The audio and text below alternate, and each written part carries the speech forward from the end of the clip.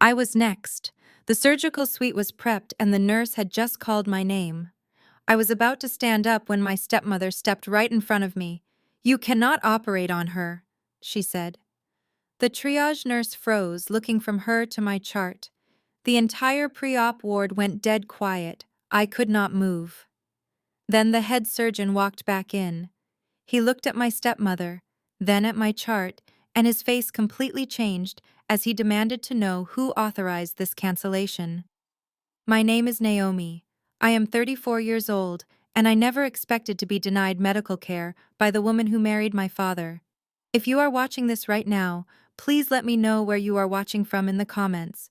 Hit that like button and subscribe if you have ever had to fight back against a toxic family member who tried to take everything from you. Stay tuned to hear exactly how I got my stepmother escorted out by security and lost everything she cherished. The sharp pain in my abdomen had been a constant companion for 8 grueling months. It was a severe tumor, benign, but positioned exactly where it pressed against my organs, causing agonizing flare-ups that left me breathless. I had been waiting weeks for this specific slot with Dr. Harrison, the top surgical specialist in the entire state. I was sitting on the edge of the hospital bed dressed in a thin paper gown, with an IV line taped to my hand. The steady beep of the monitors provided a comforting rhythm. The nurse, a kind woman named Brenda, was just going over my vitals when the double doors of the ward swung open with a loud crash. "Sylvia, my father." Charles' wife marched into the room like she owned the hospital. She was wearing an oversized designer coat, her heels clicking aggressively against the linoleum floor. She waved a folded piece of paper in the air, her face twisted into a mask of pure entitlement. "Cancel this procedure immediately!" Sylvia barked at Brenda, pointing a manicured finger at my chest. Brenda blinked in confusion, stepping between me and Sylvia. "Ma'am, you cannot be back here unless you are authorized family. This is a restricted medical area. I am her mother." Sylvia lied smoothly, completely ignoring the fact that she had been nothing but a cruel stepmother to me for 2 decades. "And I am telling you to pull the plug on this absolute charade. She is not having surgery today." I stared at Sylvia. The audacity of her presence was breathtaking. "Sylvia, what are you doing here?" I asked, keeping my voice perfectly level. "Get out of my room before I have you removed." Sylvia sneered at me. She planted her hands firmly on her hips, looking me up and down with absolute disgust. "Oh, drop the innocent act, Naomi. We know exactly what you are doing. You are trying to scam your father out of thousands of dollars." Brenda looked frantically between us, her hands raised in a calming gesture. "Miss, I need you to lower your voice. This patient is scheduled for the operating room in exactly 10 minutes. Sylvia let out a harsh, barking laugh that echoed off the sterile walls. "Not anymore. Take that IV out of her arm right now. She is a college dropout with no money, and she is fraudulently using my husband's premium health insurance to pay for this little hospital vacation." The entire ward seemed to stop and watch us. Other patients peered around their privacy curtains. I felt a flash of heat in my face, but I maintained my composure. I had learned long ago that reacting emotionally to Sylvia only fueled her toxic behavior. "I am not using Dad's insurance, Sylvia," I told her calmly. "Leave right now." Sylvia stepped closer, her voice dripping with venom. "Do not lie to me, Naomi. We cut you off financially when you were 22. You threw away your pre-med degree to play pretend with your ridiculous little startup idea. You have been a broke, miserable failure for 12 years while your sister Audrey actually made something of her life. You are nothing but a disappointment to your father." Speaking of Audrey, Sylvia turned back to the nurse, her tone suddenly shifting to an exaggerated sense of urgency. "My other daughter, my real daughter, is waiting in the lobby right now. She has a critical emergency. A horrible, disfiguring cosmetic scar on her arm that needs to be fixed before her charity gala tomorrow night. She needs Dr. Harrison's surgical slot. Give this bed to Audrey immediately." The triage nurse looked completely bewildered by the sheer insanity of the demand. "Ma'am, we do not bump scheduled tumor removals for cosmetic scar revisions. And we certainly do not cancel surgeries because a family member walks in and demands it without proper legal authorization.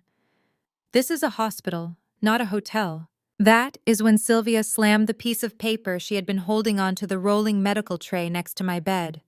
She slapped her hand over it with a triumphant, malicious smirk. "I have full medical proxy," Sylvia declared loudly, ensuring everyone in the ward heard her. "I make the medical decisions for this pathetic girl because she is financially dependent and mentally unfit to make them herself. Cancel the surgery and prep the room for Audrey right now, or I will sue this hospital and everyone in it into the ground." Before Brenda could even reach for the panic button on the wall, the heavy doors to the pre-op ward swung open again. Dr. Harrison strode into the room. He was a tall, imposing man who commanded immediate respect from everyone in the building. He stopped in his tracks, taking in the chaotic scene. The shouting stepmother, the panicked triage nurse, and me sitting perfectly calm on the hospital bed. Dr. Harrison walked slowly toward us. He looked down at the piece of paper Sylvia had slammed onto the tray. Then he looked at my medical chart hanging at the foot of the bed. Finally, his piercing gaze locked onto Sylvia, and his face hardened into an expression of absolute ice. "Who authorized this cancellation?" he demanded, his voice booming through the quiet ward. The monitors continued to beep in the background, the only sound cutting through the thick tension. Sylvia stood her ground, completely unaware of the massive mistake she had just made by challenging the hospital's chief of surgery. She lifted her chin, ready to double down on her demands, while I simply watched the inevitable destruction of her carefully crafted lies. His surgical clogs made no sound on the floor. The silence he brought with him was absolute and heavy. He extended his hand toward the rolling tray. Sylvia smiled, a sickeningly sweet expression replacing her previous rage. She picked up the piece of paper and handed it to him with a dramatic sigh. "I am Sylvia," she announced, smoothing the lapels of her oversized designer coat. "Her mother. I am the one holding the medical proxy for this patient. I am the one calling the shots, and I am telling you to discharge her immediately." Dr. Harrison did not introduce himself. He did not offer a polite greeting. He adjusted his glasses and stared down at the crumpled document. "A medical proxy," he repeated, his voice dangerously low. "You are claiming legal authority to refuse treatment for a patient who is sitting right here completely lucid and consenting to a scheduled operation." "Lucid is a strong word, doctor," Sylvia replied, crossing her arms. "Naomi has a history of severe mental instability. She cannot be trusted to make her own decisions. She is a financial burden on my husband and me. We support her entirely. We pay her rent. We buy her groceries. We cover her insurance premiums. Because she is a dependent, I hold the legal right to manage her medical care, and I do not consent to this expensive, unnecessary procedure." Brenda, the triage nurse, looked horrified. I simply adjusted my posture on the bed, leaning back against the pillows. I felt a sharp pulse of pain from the tumor, but I ignored it. I watched Dr. Harrison read the document. "This proxy grants you sweeping powers." Dr. Harrison noted, his eyes scanning the fine print. "It essentially strips the patient of all bodily autonomy. Because she needs to be protected from herself," Sylvia said smoothly. "She has been a deeply troubled girl since she dropped out of college. We had this drawn up to ensure she does not make any more disastrous mistakes." Dr. Harrison looked at me. His expression was impossible to read. "Naomi, are you aware of this document?" I smiled, a cold, deliberate smile. "I am very aware of it, Dr. Harrison. In fact, I remember the exact day I signed it." Sylvia puffed out her chest. "There, you see, she admits it. I signed it 16 years ago," I said, my voice ringing clear and steady across the pre-op ward. "I was 18 years old.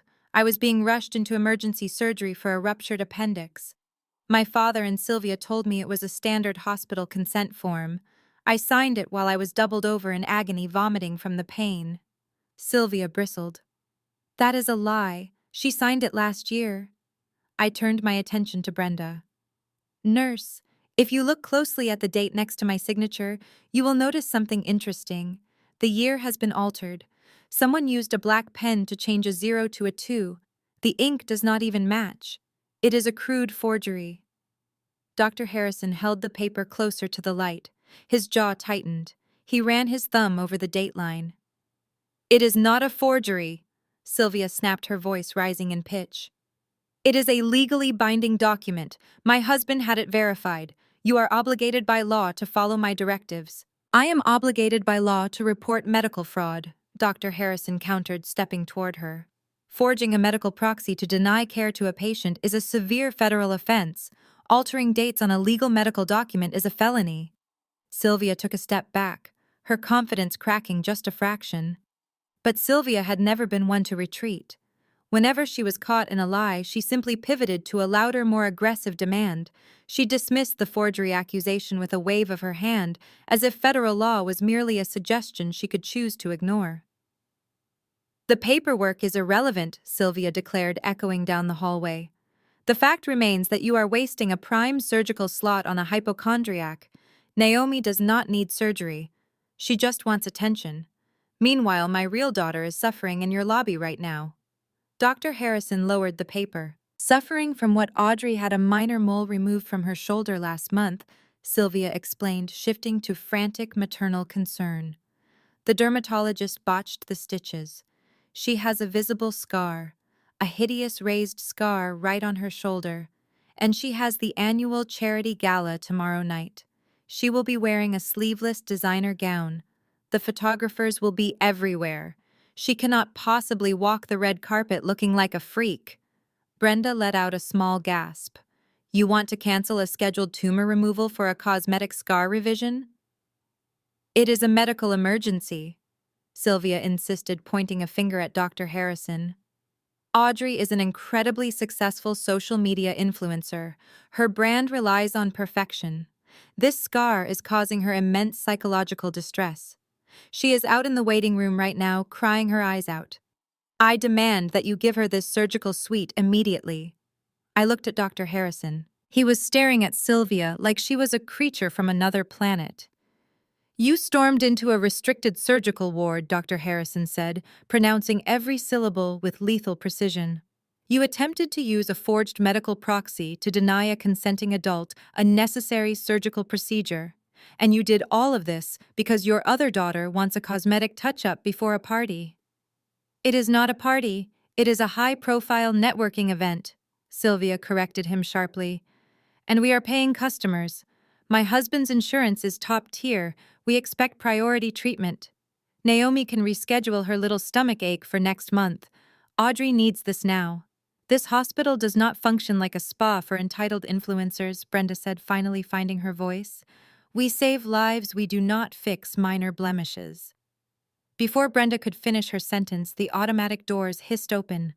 Audrey, my 29-year-old half-sister, burst into the room. She wore a silk tracksuit and oversized sunglasses, clutching her left shoulder as if she had sustained a mortal wound.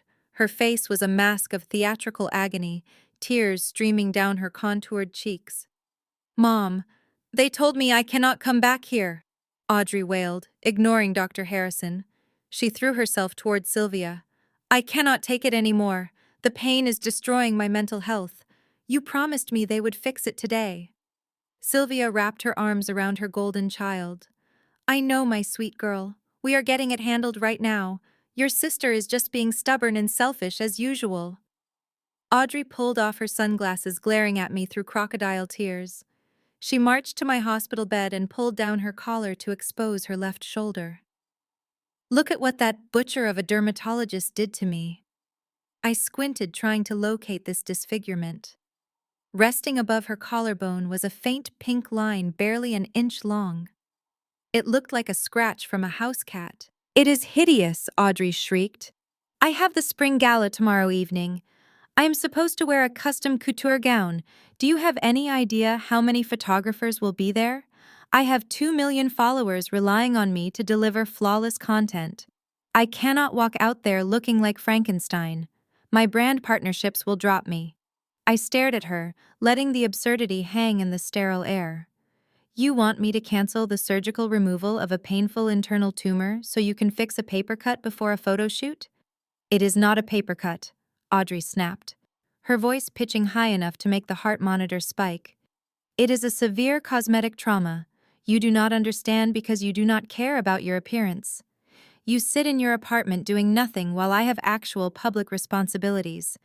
A little stomach ache can wait a few days. My career cannot. Give me the room, Naomi. You owe me this. I owe you nothing. I replied, my voice steady. Your vanity does not override my medical necessity.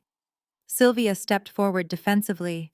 How dare you speak to your sister that way? Sylvia hissed. You have always been a jealous, bitter failure. You cannot stand to see Audrey shine. Every time she has a big moment, you find some way to ruin it. You ruined her sweet 16 by getting the flu. You ruined her high school graduation by looking miserable in the photos. And now you are trying to ruin the most important gala of her career just to spite her. I let Sylvia rant, absorbing the toxic venom she had poured on me since childhood. I was no longer a child craving her validation. I was a 34-year-old CEO who knew how to handle hostile negotiations.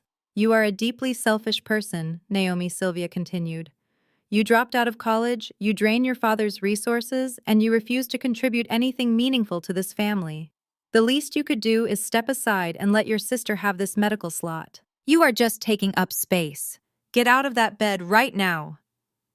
Dr. Harrison had heard enough. He stepped between my bed and the two women.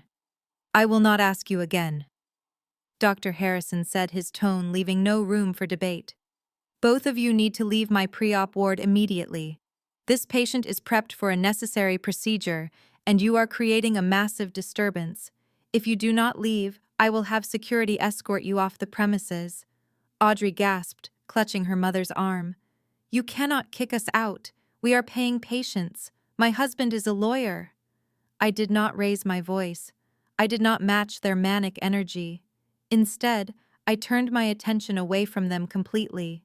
I looked directly at the triage nurse who was still standing nearby, gripping her clipboard. Brenda, I said quietly, my tone calm and highly professional.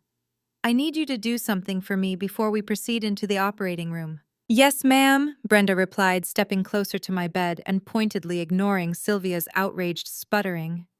I need you to log a formal complaint into the hospital's legal incident reporting system right now, I instructed. Please document that Sylvia forged a federal medical proxy with altered dates to attempt unauthorized cancellation of my surgery. Additionally, document that she and Audrey have engaged in severe verbal abuse and harassment of a patient in a restricted medical zone, attempting to coerce medical staff into performing an elective cosmetic procedure by delaying an urgent internal surgery. I want the exact time date and their statements recorded for the hospital's legal department. Brenda nodded firmly, pulling a pen from her pocket. Understood completely. I am logging it into the system under a code red compliance violation. Sylvia's jaw dropped. The word compliance pierced through her entitlement. You cannot do that, Sylvia stammered. You cannot put this on a legal record. We are family. This is a private family dispute. Forging medical documents and harassing patients is not a family dispute, I replied, staring her dead in the eyes. It is a crime, and I am making sure the hospital has a permanent, legally binding record of your actions today. Audrey stopped crying instantly. The crocodile tears vanished as reality dawned on her. She looked at her mother, panic replacing her dramatic agony. Mom, what is she talking about? Are they going to call the police? What if the press finds out? If the blogs get hold of a police report, my sponsors will cancel my contracts. Do something! Sylvia grabbed Audrey's arm, her eyes darting nervously toward the hallway. Do not panic, Audrey. She is just bluffing. She is trying to intimidate us because she knows she is in the wrong. She knows she is stealing your father's insurance money. We just need to get Jamal in here. He will put a stop to this nonsense immediately. He knows exactly how to handle people like her. I leaned back against the pillows, feeling the cold air of the hospital room against my skin. The mention of Jamal did not frighten me. In fact, it was exactly what I was waiting for. Jamal was Audrey's husband, a high-powered corporate attorney who loved to throw his weight around and bully people into submission. He had spent years treating me like the family embarrassment, constantly reminding me of my dropout status. "Go ahead and get him," I said, my voice completely serene. "Bring your lawyer in here. I think Jamal and I are long overdue for a professional conversation." The doors swung open again. My 34-year-old brother-in-law Jamal strode into the ward wearing a charcoal suit that screamed billable hours. An African-American man who had climbed the cutthroat corporate ladder to become a partner-track attorney, he carried absolute authority and arrogance. He marched in, assessing the room like a courtroom he was about to conquer. "What is the holdup here?" Jamal demanded, his voice echoing. He bypassed me, stepping protectively in front of his wife and glaring at Dr. Harrison. "My mother-in-law informed me there is an issue with my wife receiving her scheduled medical care." Dr. Harrison did not flinch. "Your wife does not have scheduled medical care in this ward, sir. This patient does." Jamal pulled out his State Bar Association card, flashing it toward the doctor. "I am Jamal, lead litigation counsel. I am telling you that if you do not accommodate my wife immediately, I will hold this hospital liable for extreme medical negligence and discrimination. You are actively denying her emergency corrective care." I watched Jamal perform his masterclass in legal bullying. His expression formed a familiar mask of condescending pity. Naomi Jamal sighed. "Know your place and stop this right now. You are embarrassing yourself, and more importantly, you are embarrassing this family. My place is in this hospital bed waiting for the surgery I booked months ago. Your wife's place is at a dermatologist's office making an outpatient appointment." "Do not play games," Jamal snapped, pointing his card at my face. "You dropped out of school, you leech off your father, and now you are throwing a tantrum because you cannot stand the fact that Audrey has a real career. Her appearance is tied to her livelihood. Your little stomach issue is not an emergency. You sit in your apartment all day doing absolutely nothing. You can reschedule." "I am not rescheduling," I said, keeping my heart rate perfectly steady. The monitors next to me beeped in a calm, rhythmic pattern, proving exactly how unbothered I was. "And you cannot bully a surgeon into committing malpractice just because Audrey wants to look pretty for the cameras." Jamal let out a sharp, mocking laugh. "You do not know the first thing about the law, Naomi. If you do not get out of that bed right now, I will draft a cease and desist order against you for harassment and emotional distress against my wife. I will tie you up in civil court for years. I will make sure you are held responsible for every single dollar of lost revenue Audrey suffers, because she cannot attend her event." Dr. Harrison stepped forward, his patience exhausted. "I do not care if you are the Chief Justice of the Supreme Court. You are currently threatening my patient in my pre-op ward. I am giving you exactly 10 seconds to leave before I have you physically removed and arrested for trespassing and creating a medical disturbance." Jamal puffed up his chest. "Touch me and I will own your medical license. I will sue this hospital for discriminatory practices. I will claim you are deliberately denying care to a woman in crisis due to bias. I know how to spin a narrative, doctor. Do you really want your hospital tied up in a multi-million-dollar public relations nightmare? I have the resources and the firm backing me to make your life a living hell." Sylvia smiled triumphantly from behind Jamal's broad shoulders. Audrey stopped crying suddenly, looking very confident now that her husband was threatening to destroy the medical staff. They all believed that Jamal's corporate power was the ultimate trump card. They believed that because I had no degree and supposedly no money, I had no defense against a high-powered lawyer. Nurse Brenda looked worried about the legal threats being thrown around. The hospital administration hated lawsuits, and Jamal sounded exactly like the kind of man who would make good on his promise. But they had no idea who they were actually threatening. They had no idea what I had been building during the 12 years they spent ignoring me. I reached over to the small chair next to my hospital bed. I unzipped my leather tote bag and pulled out my sleek silver iPad. The screen lit up, recognizing my face. "What are you doing?" Jamal demanded, narrowing his eyes. "Are you trying to record me?" "Because I do not consent, And I will add privacy violations to the lawsuit. I am not recording you, Jamal. I said, my voice dropping to a cool, professional register. I am checking my calendar for next week. I have a very busy schedule despite what you and Sylvia seem to believe. I tapped the screen a few times, opening my secure corporate email server. The glow of the tablet reflected in my eyes. I looked up at my brother-in-law. The arrogant posture, the expensive suit, the absolute certainty that he was the most powerful person in the room. It was almost sad how little he actually knew about the corporate world he claimed to dominate. Jamal, I asked, tilting my head slightly as if I were genuinely curious. Which law firm do you work for? Again, I know you have mentioned it before, but I just want to be absolutely sure I have the name right. Jamal scoffed, looking at Dr. Harrison as if to say I was completely unhinged. I am a senior associate at Pearson & Cole, he declared proudly. The largest corporate litigation firm in the state, and I am making partner this year. So put the toy away and do exactly what I told you. Pearson & Cole. I repeated slowly, letting the name hang in the sterile air of the hospital ward. I swiped down on my iPad screen, pulling up a highly confidential financial dossier. That is exactly what I thought. I turned the screen slightly, so only I could see it tracing a finger down a list of names and billing figures. Jamal, you work directly under the senior managing partner, correct? A man named Richard Pierce. You have been grinding 80-hour weeks trying to impress him, so he will vote for your promotion to partner. Jamal crossed his arms, puffing out his chest again, though a tiny flicker of confusion crossed his features. That is public knowledge. Anyone with an internet connection can look up the firm directory. What is your point, Naomi? Are you going to write a bad review online? I did not laugh. I kept my eyes locked on his. My point, Jamal, is that you are currently standing in a hospital room threatening the single largest client your law firm has ever acquired. Sylvia rolled her eyes so hard I thought she might lose her balance. Oh, please. She is hallucinating from the pain medication.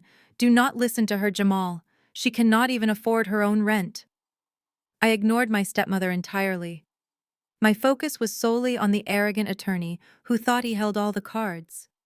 Tell me, Jamal, what was the biggest merger your firm handled last month? The one that required your entire corporate litigation team to work through the holidays? Jamal hesitated. His lawyer instincts were finally starting to kick in, warning him that something was very wrong. I am not discussing confidential firm business with you. You do not have to, I replied, tapping the screen of my iPad and turning it around so the bright display faced him directly. Because I already have the internal memos right here. Pearson & Cole just finalized the legal representation for the buyout of Global Med Supply. It was a massive deal. It secured your firm millions in retainer fees. Jamal stepped closer, his eyes narrowing as he tried to read the text on my screen. He recognized the letterhead. He recognized the signature of his own managing partner. The color began to drain from his face. How do you have those emails? He demanded, his voice losing its booming authority. Those are strictly classified. They are classified to the public, I corrected him smoothly. They are fully accessible to the CEO of the acquiring company.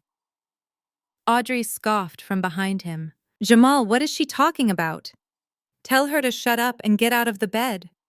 Jamal did not move. He did not tell me to shut up.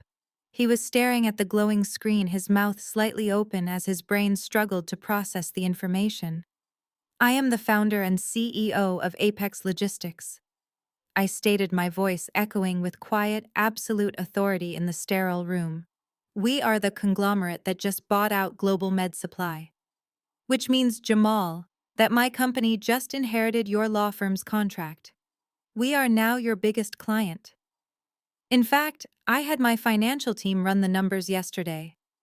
Apex Logistics is personally responsible for 40% of Pearson & Cole's quarterly billable revenue. The silence in the pre-op ward was deafening. The heart monitor beeped steadily next to me, a stark contrast to the absolute panic I could see forming in Jamal's eyes. Sylvia let out a harsh, dismissive laugh. Apex Logistics. Do not be ridiculous.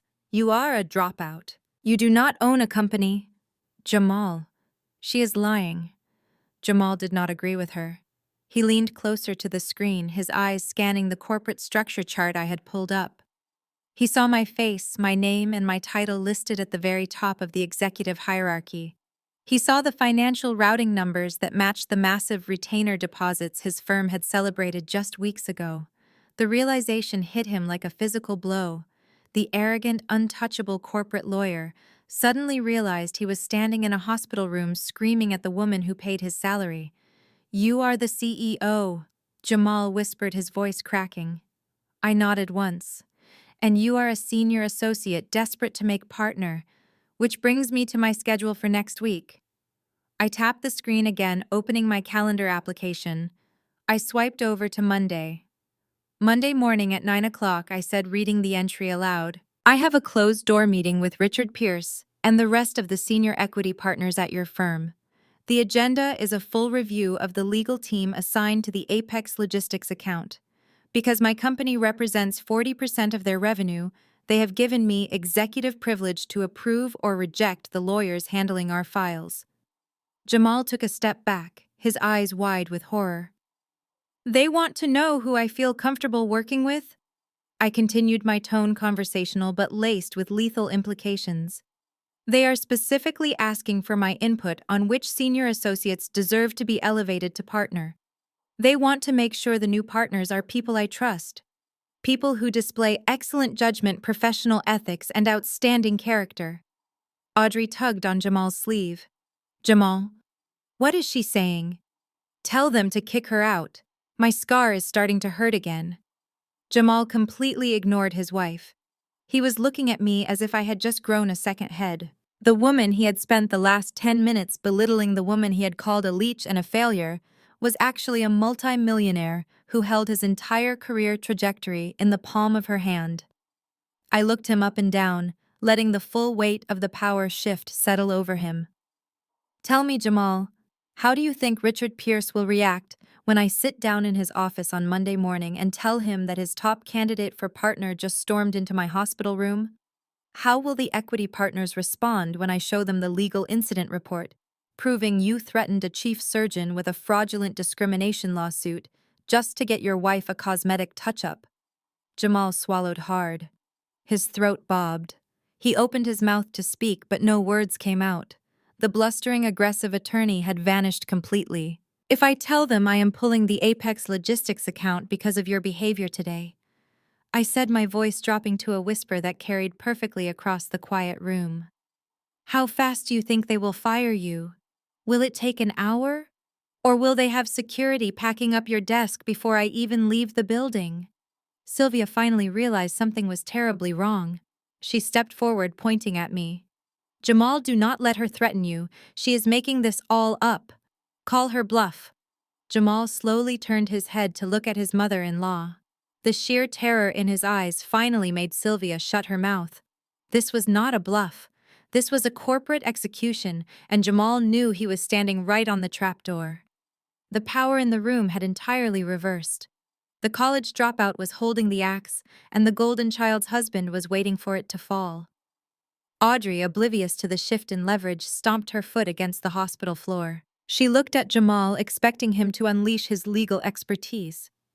"Jamal, do not just stand there," Audrey demanded, her voice shrill. "She is lying. Do something legal right now. Sue her for defamation. Draft a cease and desist order. I want her removed from this bed. I want her held accountable for stressing me out before my gala." Jamal did not move to comfort his wife. He did not pull out his phone. Instead, he stared at me with wide eyes, processing the catastrophic reality. I was not a dependent failure. I was the key to his partnership at Pearson & Cole. If he uttered one more threat, I could wipe out a decade of hard work with a single phone call on Monday morning. Jamal, Audrey shrieked, tugging at the sleeve of his charcoal suit. "Are you deaf?" I said. "Do something. Tell the doctor we are taking legal action against this hospital. Tell Naomi she is going to pay for this." Jamal slowly turned his head to look at his wife. The absolute terror in his eyes finally made Audrey pause. He pulled his arm out of her grasp, stepping back as if her touch would burn him. "Shut up, Audrey," Jamal hissed, his voice trembling with panic. "Just shut your mouth right now!" Audrey gasped, clutching her chest. "Excuse me.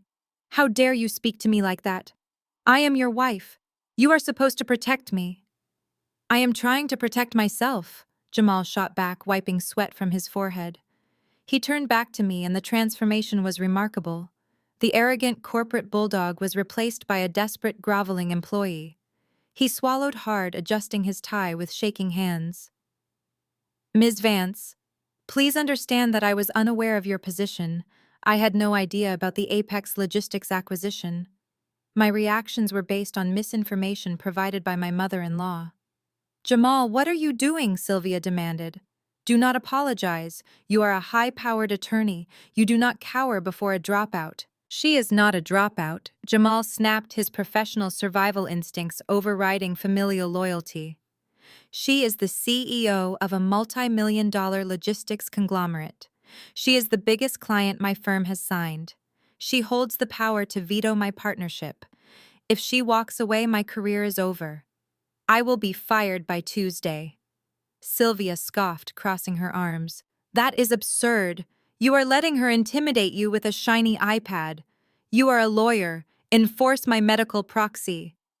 That was the breaking point for Jamal. The mention of the forged document triggered every legal alarm bell. Driven purely by self-preservation, he turned his wrath onto Sylvia. "Are you completely out of your mind?" Jamal yelled, pointing a shaking finger at the crumpled paper resting on the medical tray.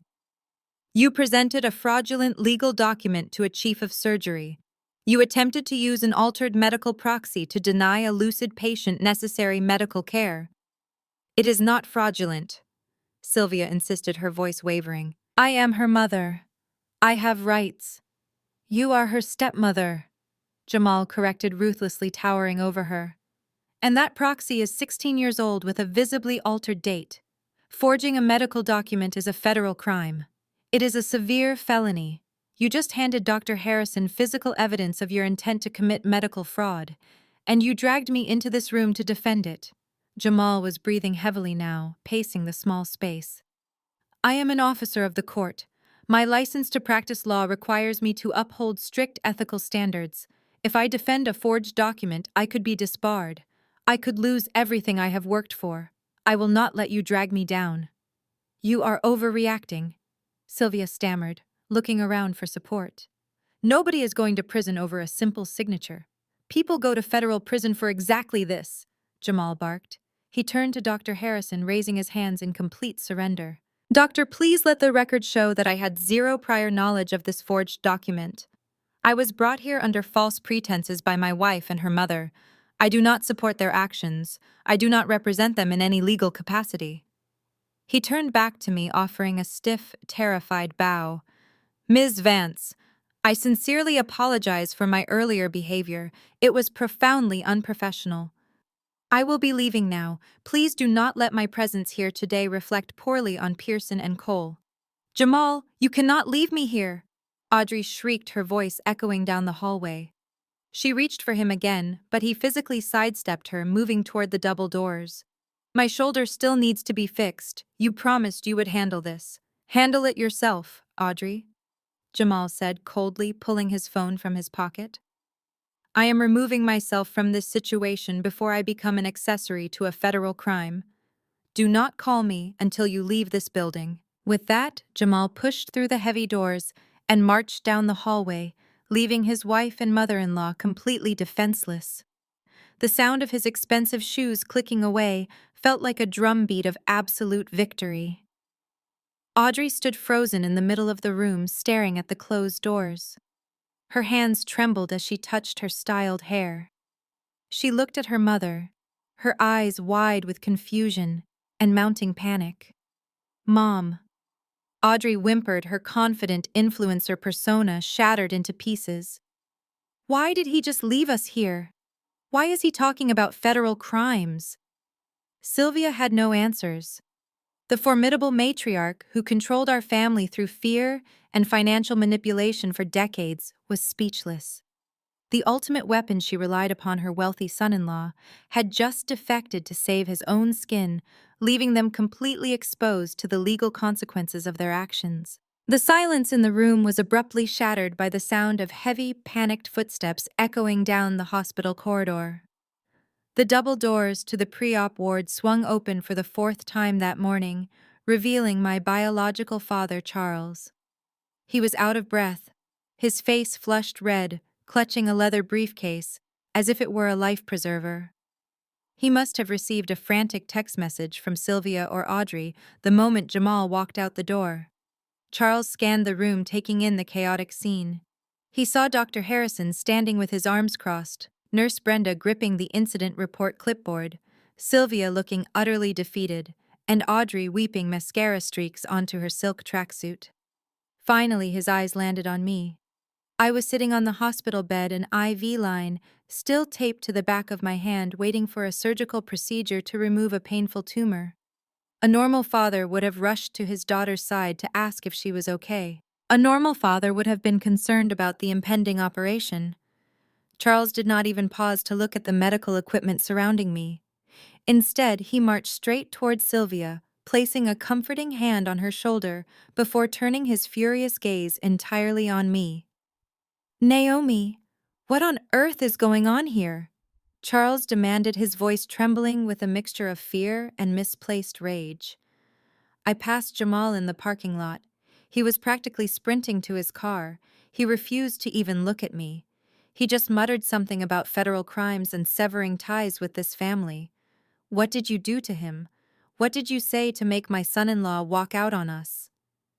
I let out a slow, measured breath. "I did not do anything to your son-in-law, Charles," I replied, my voice devoid of any familial warmth. "Jamal made a professional legal decision to remove himself from a room where your wife just committed a felony. He simply realized that protecting his own career was vastly more important than defending a forged medical proxy." Charles waved his hand dismissively, completely ignoring the words federal crime and forgery. He treated my statements like background noise. "I do not care about some paperwork mix-up," Charles snapped, stepping closer to the foot of my bed. "I care that you are causing a massive scene and tearing this family apart. Audrey called me in hysterics, saying you were bullying her and refusing to let her use the room. Sylvia is practically shaking. You have been in this hospital for less than an hour, and you have already managed to chase away the most successful man associated with this family. Jamal is a high-powered attorney. We need him. You had absolutely no right to speak to him or disrespect him." The sheer delusion of his priorities was breathtaking. I was his eldest daughter, moments away from being wheeled into a surgical theater to remove a mass from my abdomen, and his primary concern was that I had bruised the ego of a corporate lawyer who had married his favorite child.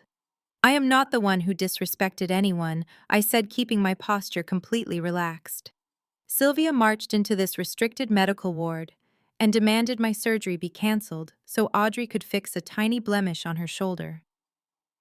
When Dr. Harrison refused, Sylvia produced a fake medical document. Jamal tried to threaten the hospital with a malpractice lawsuit to force their hand. When he realized that I am actually the CEO of the logistics company that pays his law firm's largest retainer, he fled the building to save his own job. That is the objective reality of what just happened. Charles shook his head violently, refusing to process a single word about my company or my success. He had spent 12 years convincing himself that I was a failure because I did not follow his exact career blueprint.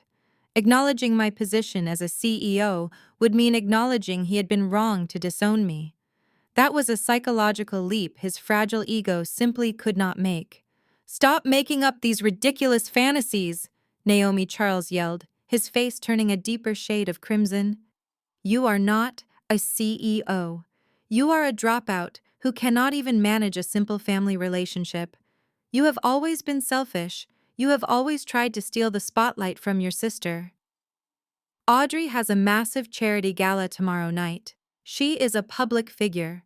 Her appearance is crucial to her brand and her livelihood. You are just doing this to sabotage her because you are jealous of the life she built. Dr. Harrison stepped forward again, clearly appalled by the profound lack of parental empathy. Sir, I strongly suggest you lower your voice, the surgeon warned coldly. Your daughter is a patient under my care. She requires a calm environment before we administer anesthesia. Charles did not back down. He pointed a rigid finger at me. She does not need anesthesia because she is not having surgery today, he declared. Naomi, I am telling you to get out of that bed right now. You are going to pack up your things, apologize to Sylvia for your behavior, and you are going to tell the hospital staff to give this room to Audrey. We need to keep the peace in this family. You need to fix the mess you just made. I looked at the man who shared my DNA. He was willing to sacrifice my physical health to appease a narcissistic stepmother and a spoiled half-sister. Why would I ever give up my surgical slot for a cosmetic procedure? I asked quietly. Give me one logical reason why I should compromise my own health for her vanity. Because I said so. Charles bellowed, slamming his hand down on the footboard of my hospital bed. Because I am your father. Because I put a roof over your head for 18 years. I fed you, I clothed you, and I paid for your life until you decided to throw it all away. You owe me everything you have. You owe this family your loyalty. And right now, you owe this to your sister. Get out of the bed, Naomi. Give her the room. The audacity of his demand hung in the air, toxic and suffocating. He was playing the ultimate manipulative parent card, weaponizing the basic biological obligations of raising a child to demand absolute submission. He expected me to fold. He expected the guilt trip to work because it had always worked when I was younger. He wanted me to shrink back into the role of the compliant, apologetic scapegoat who sacrificed her own well-being to keep the golden child happy. I did not shrink. I did not apologize. I maintained unbroken eye contact with him, letting a cold, humorless smile touch my lips. I owe you nothing, Charles. I stated, my voice echoing with absolute finality. Providing basic necessities to a child you brought into the world is the bare minimum legal requirement of parenthood, not a debt I am required to repay with my physical health. I am not getting out of this bed. I am not canceling my procedure. And I am certainly not apologizing to the woman who just committed a federal crime, trying to override my medical consent. Charles gasped, genuinely shocked by my refusal. He looked at Sylvia, then back at me, his desperation mounting as he realized his usual tactics of intimidation were completely useless against the woman I had become. He took a deep breath, puffing out his chest, as he prepared to deliver what he thought was his ultimate trump card. He believed he still held financial leverage over my life, completely blinded by his own ignorance of my independence. He looked around the hospital room, making sure the nurses and Dr. Harrison were paying close attention to his next words. He wanted to humiliate me in front of the medical staff to prove that he was the benevolent provider, and I was the ungrateful burden. But he was about to walk directly into a trap he could never escape. Charles squared his shoulders, puffing out his chest as he prepared to deliver his ultimate ultimatum. He looked around the pre-op ward, making sure every nurse, patient, and doctor in earshot was paying close attention. He wanted to publicly humiliate me. He wanted to cement his status as the benevolent patriarch dealing with a troubled, dependent child. Listen to me, very carefully, Naomi, Charles announced, his voice booming with unearned authority. You think you can sit there and disrespect your mother and your sister. You think you can act like you are independent. Let me remind you of how the real world works. Medical care is a privilege, and it is a privilege that I am currently paying for. You are on my health insurance policy. You have been riding my coattails for 12 years because you cannot hold down a real job. I raised an eyebrow, letting his words hang in the air, allowing him to dig his own grave deeper. That is right, Charles continued, emboldened by my silence.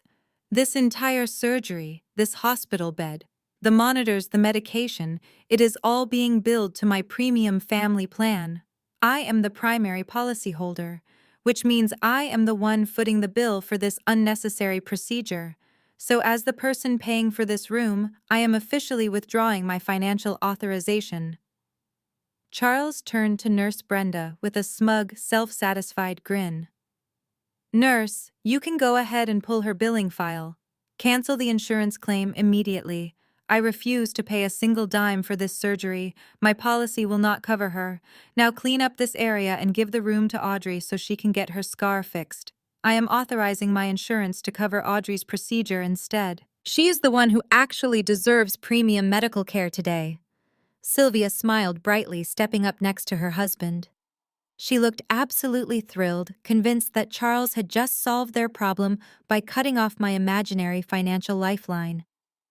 They both stood there waiting for me to break down, crying, waiting for the hospital staff to kick me to the curb because I was supposedly a broke, uninsured dropout who had just been financially ruined by her own father.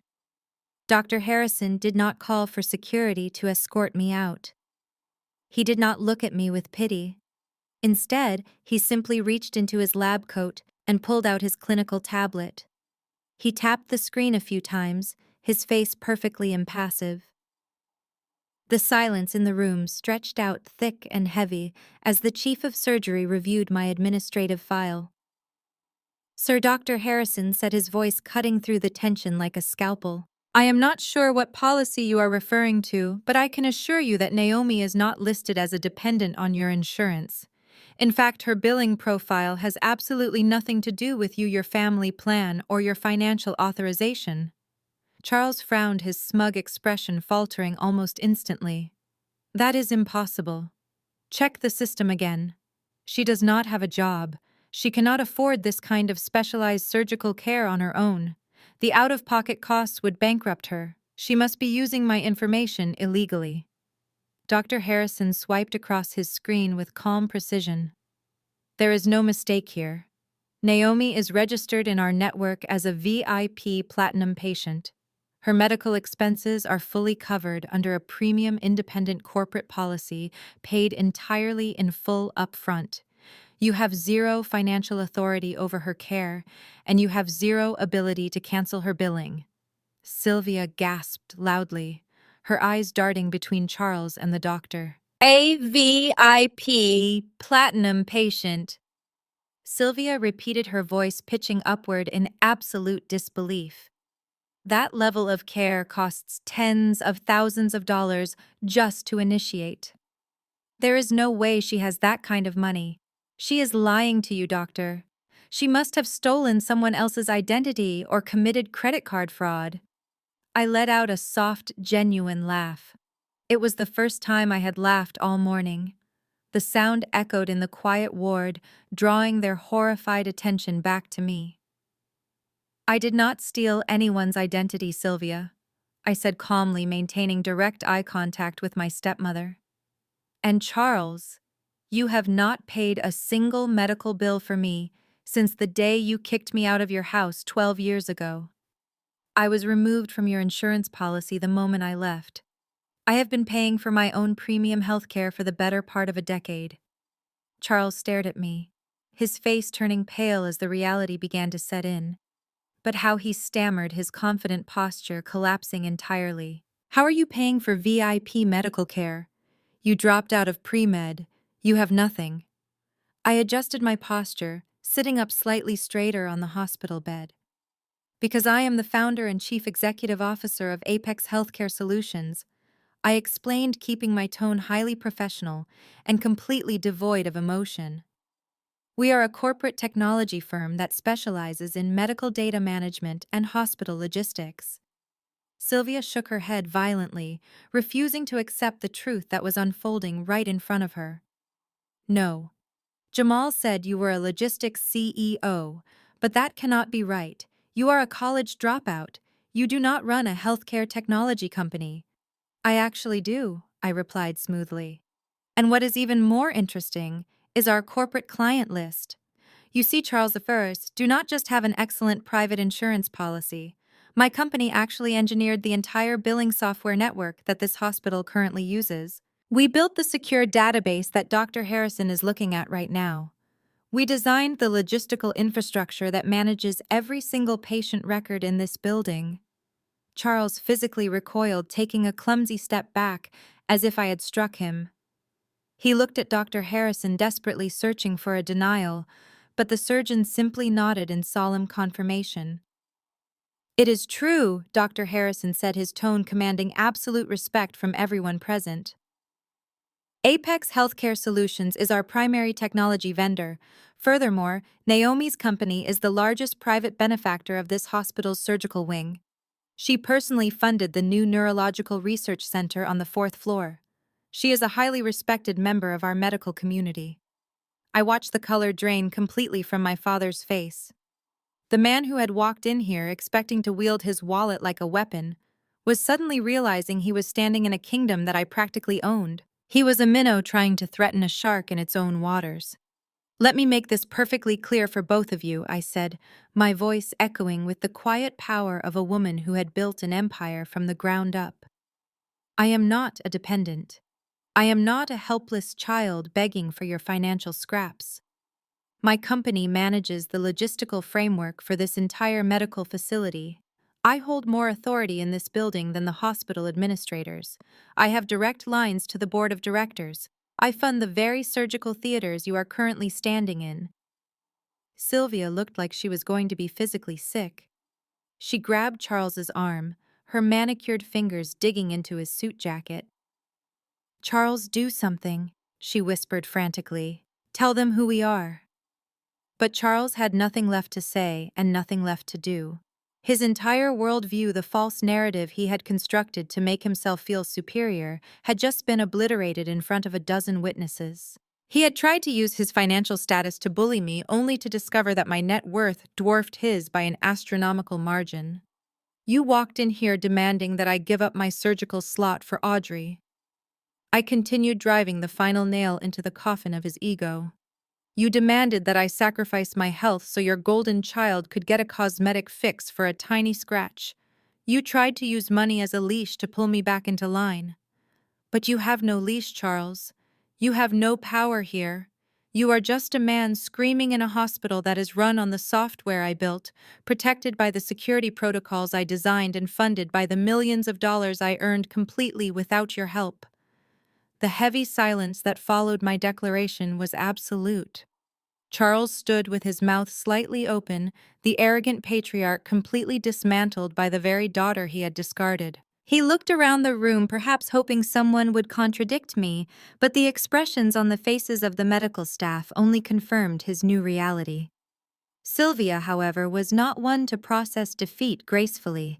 Her mind, accustomed to twisting every situation to her advantage, scrambled for a lifeline.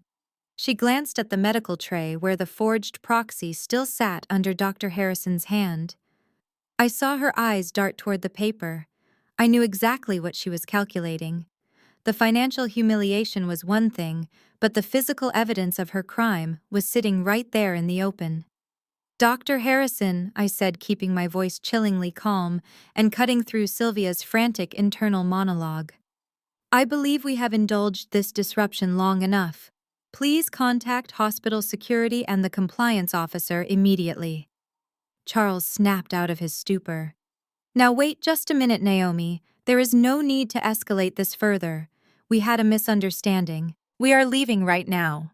"You are not going anywhere, Charles," I replied, locking my gaze onto his. "A misunderstanding is accidentally showing up at the wrong time. What your wife did was a calculated, malicious attempt to commit medical fraud." Sylvia took a shaky step forward. Her face, usually so perfectly composed, was pale and slick with nervous sweat. "You are overreacting, Naomi. I am your mother. I was acting out of concern. Nobody is going to call security over a family dispute." I turned my head slightly to look at the triage nurse. "Brenda, please remind my stepmother of the federal regulations regarding patient privacy and unauthorized medical intervention." Brenda straightened up, her professional confidence fully restored now that the power dynamic had been clarified. Under the Health Insurance Portability and Accountability Act, commonly known as HIPAA, any unauthorized attempt to access, alter, or interfere with a patient's medical records or treatment plan is a severe federal violation, Brenda stated clearly. Presenting forged legal documents to medical personnel to deny care constitutes criminal fraud. Sylvia swallowed hard. The word federal hung in the air, wrapping around her neck like a noose. She looked at Charles, but he was staring at the floor, paralyzed by the sheer magnitude of the disaster unfolding around them. Audrey, who had been uncharacteristically quiet since Jamal abandoned them, let out a tiny, terrified whimper. I formally request that charges be filed against Sylvia for federal HIPAA violations. I continued speaking directly to Dr. Harrison. She intentionally fabricated a medical proxy with altered dates. She used that forged document to attempt to gain unauthorized access to my private medical files. She actively tried to cancel a scheduled surgical procedure by impersonating a legal medical guardian. I want her detained until law enforcement arrives. Sylvia's eyes widened in sheer panic. The reality of my words finally penetrated her thick skull. I was not bluffing. I was not playing a game of family politics. I was systematically dismantling her life using the full force of the law. You cannot do this! Sylvia shrieked, her voice cracking into a desperate pitch. I am your family. You cannot put me in jail. You stopped being my family the day you threw me out on the street with absolutely nothing, I replied, feeling a profound sense of closure wash over me. You made your bed, Sylvia. Now you get to lie in it. And it happens to have steel bars. Dr. Harrison reached into his pocket and pulled out his communication device. Code yellow in pre-op bay 4, he instructed into the radio. Send security and the on-call compliance director. We have a confirmed case of medical fraud and a hostile trespasser. Hearing the radio call, Sylvia completely lost her mind. The polished upper-class socialite vanished, replaced by a desperate criminal trying to destroy the evidence. She lunged forward, her manicured hands clawing toward the rolling medical tray. She was aiming directly for the forged proxy document. Give me that, Sylvia screamed, her fingers grasping wildly at the air. It is mine. It is my paper. You cannot have it. But Dr. Harrison was faster. He anticipated her move with the reflexes of a seasoned trauma surgeon. He snatched the document from the tray and took a swift step back, easily evading her grasping hands. Sylvia stumbled forward, her designer heels slipping on the polished linoleum, and crashed into the rolling tray. Medical supplies clattered to the floor, echoing loudly in the sterile ward. Do not touch me!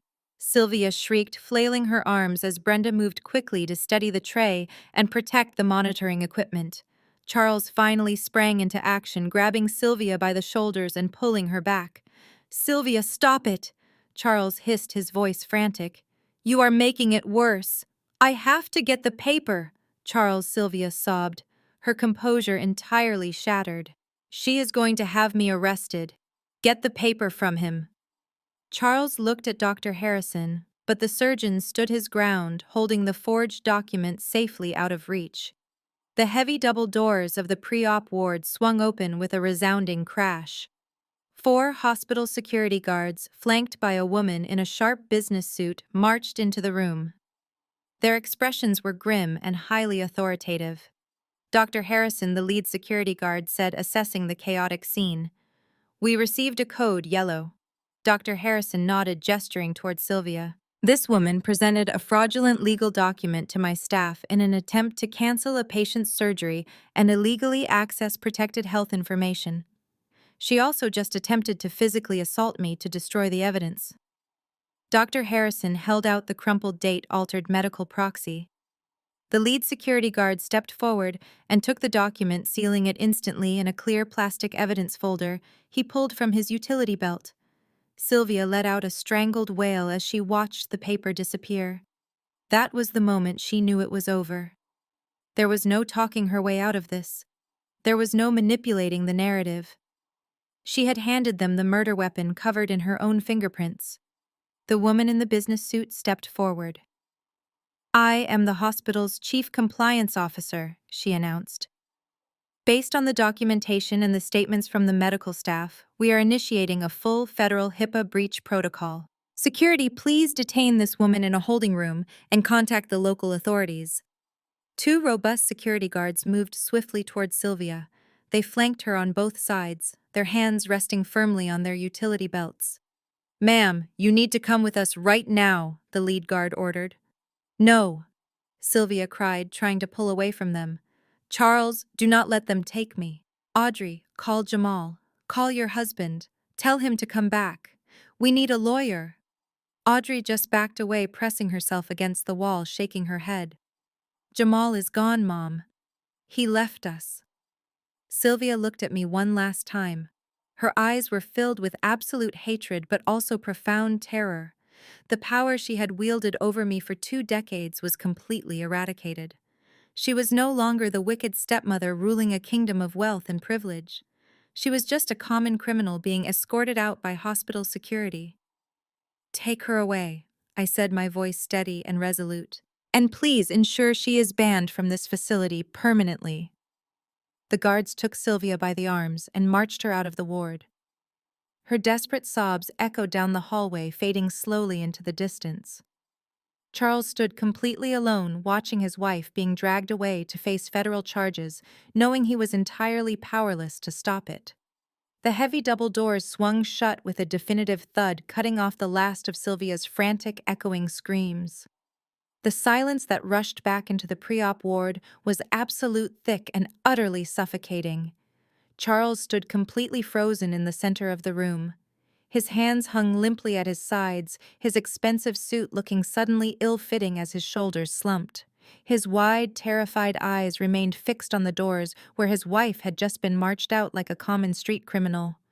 Beside him, Audrey had backed herself so far into the corner she looked like she was actively trying to merge with the drywall. Her expensive mascara ran down her face in jagged, dark rivers, but she did not make a single sound. She simply stared at her father, waiting for the patriarch to magically fix a legal disaster that was completely beyond his control. Dr. Harrison exchanged a brief, highly professional nod with the compliance officer, who turned on her heel and followed the security team out the door to liaise with local law enforcement.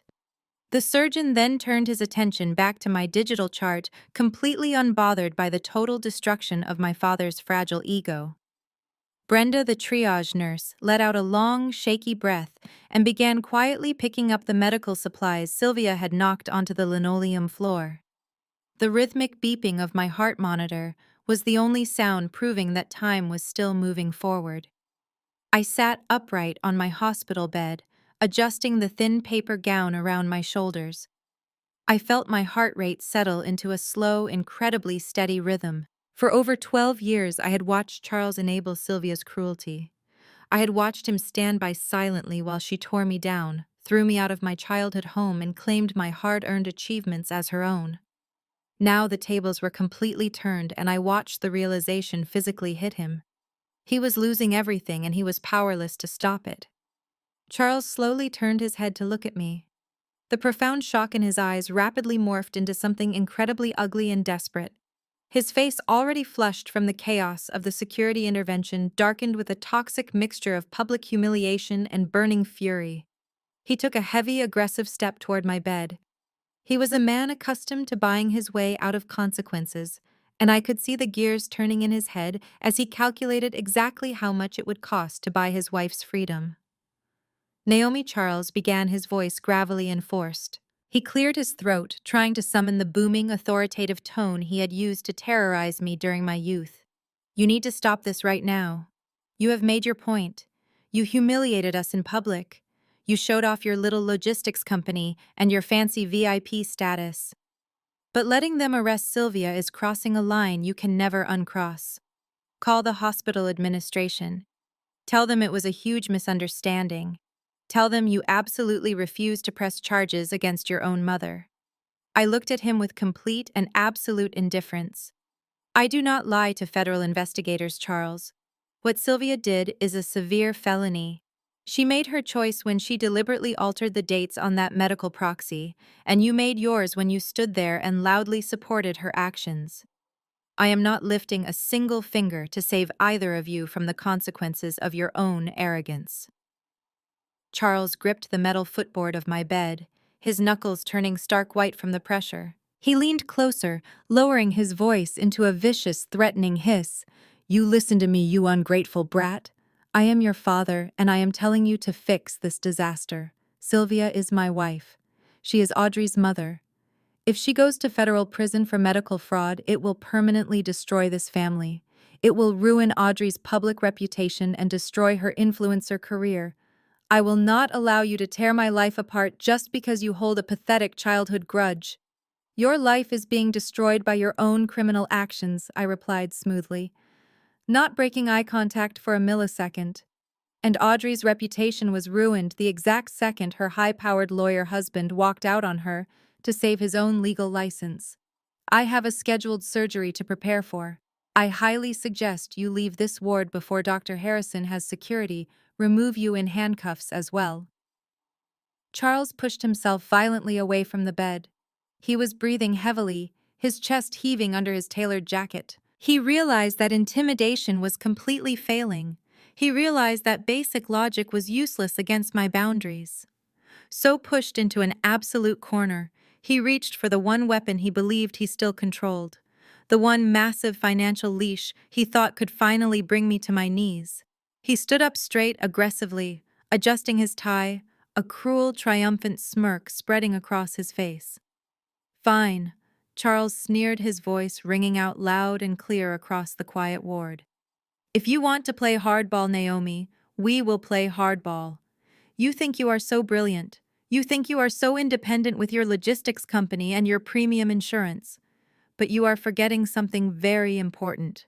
You are forgetting about your biological mother. I did not move a single muscle. I kept my face entirely blank, letting him talk, letting him build his own gallows. When your mother passed away, she left a highly lucrative trust fund, specifically for you, Charles announced loudly, making absolutely sure Audrey and the medical staff could hear his grand declaration. It was designed to mature and be completely handed over to you when the time was right. I am the sole legal executor of that trust. I hold the keys to that account. Do you have any idea how much money is sitting in there, Naomi? It is an absolute fortune. It is more money than your little company makes in a year. And as the executor, I have the absolute legal authority to manage its distribution. Audrey wiped her streaming eyes, looking at her father with a sudden vicious spark of hope. She stepped away from the wall, suddenly emboldened by the prospect of crushing financial leverage. Tell her dad, Audrey urged, her voice trembling, but laced with venom. Tell her exactly what you will do. Charles pointed a rigid finger directly at my face. If you do not pick up that phone right now and call hospital security, if you do not walk out to that lobby and tell the police that Sylvia had your full legal permission to use that proxy today, I will completely disinherit you. I will drive back to my office and draw up the legal paperwork this afternoon. I will tie that trust fund up in litigation for decades. I will make sure you never see a single dime of your dead mother's money. I will drain the accounts and give every last cent of it to Audrey. He stood there panting slightly, looking incredibly proud of his tactical maneuver. He truly believed he had just delivered the ultimate checkmate. He thought he had finally found the pressure point that would make the successful independent CEO crack. He fully expected me to pale to panic to beg him for my rightful inheritance. He expected me to pick up the phone and save his wife from a prison sentence. I did not reach for the phone. I looked at his triumphant face, at his pointing finger, at the sheer desperation leaking out of his pores. And then I smiled. It was not a warm smile. It was a cold, knowing smile. It was the smile of a predator that had just watched its prey walk willingly into a steel trap. This was the exact moment I had been waiting for over the past 2 years. This was the culmination of countless late-night meetings with forensic accountants, corporate lawyers, and private investigators. Dr. Harrison stopped reviewing my digital chart. Brenda paused her cleaning. They both looked at me, sensing the massive, irreversible shift in the atmosphere. I tilted my head, looking at the man who had abandoned me when I needed him most. I let the silence stretch out, savoring his confusion as my smile grew wider. Charles's smirk began to falter. His pointing hand dropped slowly to his side as a deep, primal panic began to set in. "You cannot disinherit me from an empty account, Dad," I said softly. The words hung in the sterile hospital air, freezing the blood in his veins. Charles blinked, his brow furrowing as his brain rejected the information. He opened his mouth, closed it, and let out a hollow, dismissive scoff. Empty.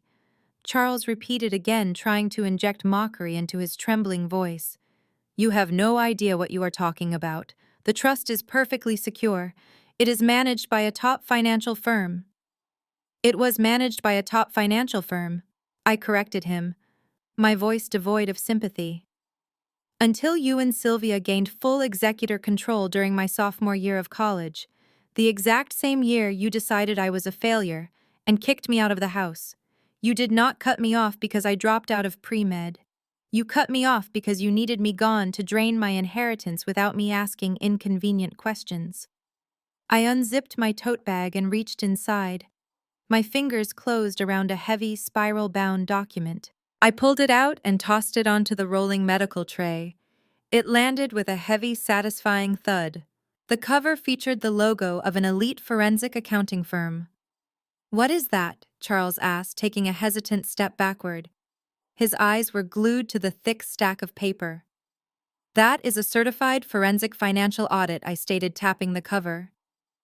2 years ago, when my company began preparing for a major expansion, my legal team advised me to get all my personal financial ties audited. I hired a team of elite private investigators and specialized forensic accountants. I paid them a premium to trace every financial maneuver attached to my Social Security number, my late mother's estate, and the trust fund she left for my future. Charles looked as though the floor had suddenly dropped out from underneath his feet. His hands began to shake visibly. Audrey let out a small, confused whimper, looking back and forth between her father and the massive document. You hired private investigators, Charles whispered, the sheer panic finally bleeding into his tone. You had no legal right to investigate my financial management. I am the executor. I am the sole named beneficiary, I fired back, my voice echoing off the walls, which gave my legal team absolute authority to subpoena the transaction histories. And what they found was a masterclass in familial embezzlement. You and Sylvia did not just mismanage the funds. You systematically, intentionally, and illegally drained $1.5 million from my biological mother's trust. Audrey gasped, covering her mouth with both hands. Her tear-streaked face twisted into an expression of absolute horror. $1.5 million. Audrey squeaked, her voice cracking. Dad, what is she talking about? I did not let Charles answer. I opened the heavy report and flipped directly to the summary page, which was highlighted with precise color-coded transaction logs. Let me break it down for you, Audrey, I said, reading from the certified ledger. Because you directly benefited from the theft of my future. Let us start with Sylvia's sudden obsession with European luxury vehicles. According to the wire transfers, $300,000 was funneled through a Shell, LLC, directly to a luxury car dealership. That money paid for Sylvia's custom-imported SUVs over the last decade. Every time she drove past me on the street while I was walking to my second job, she was sitting on leather seats paid for by my dead mother. Charles swallowed hard, wiping sweat from his forehead. Naomi, please. We can explain the vehicle leases. It was a temporary loan against the equity. You do not take a temporary loan from a protected trust to buy a car, I snapped.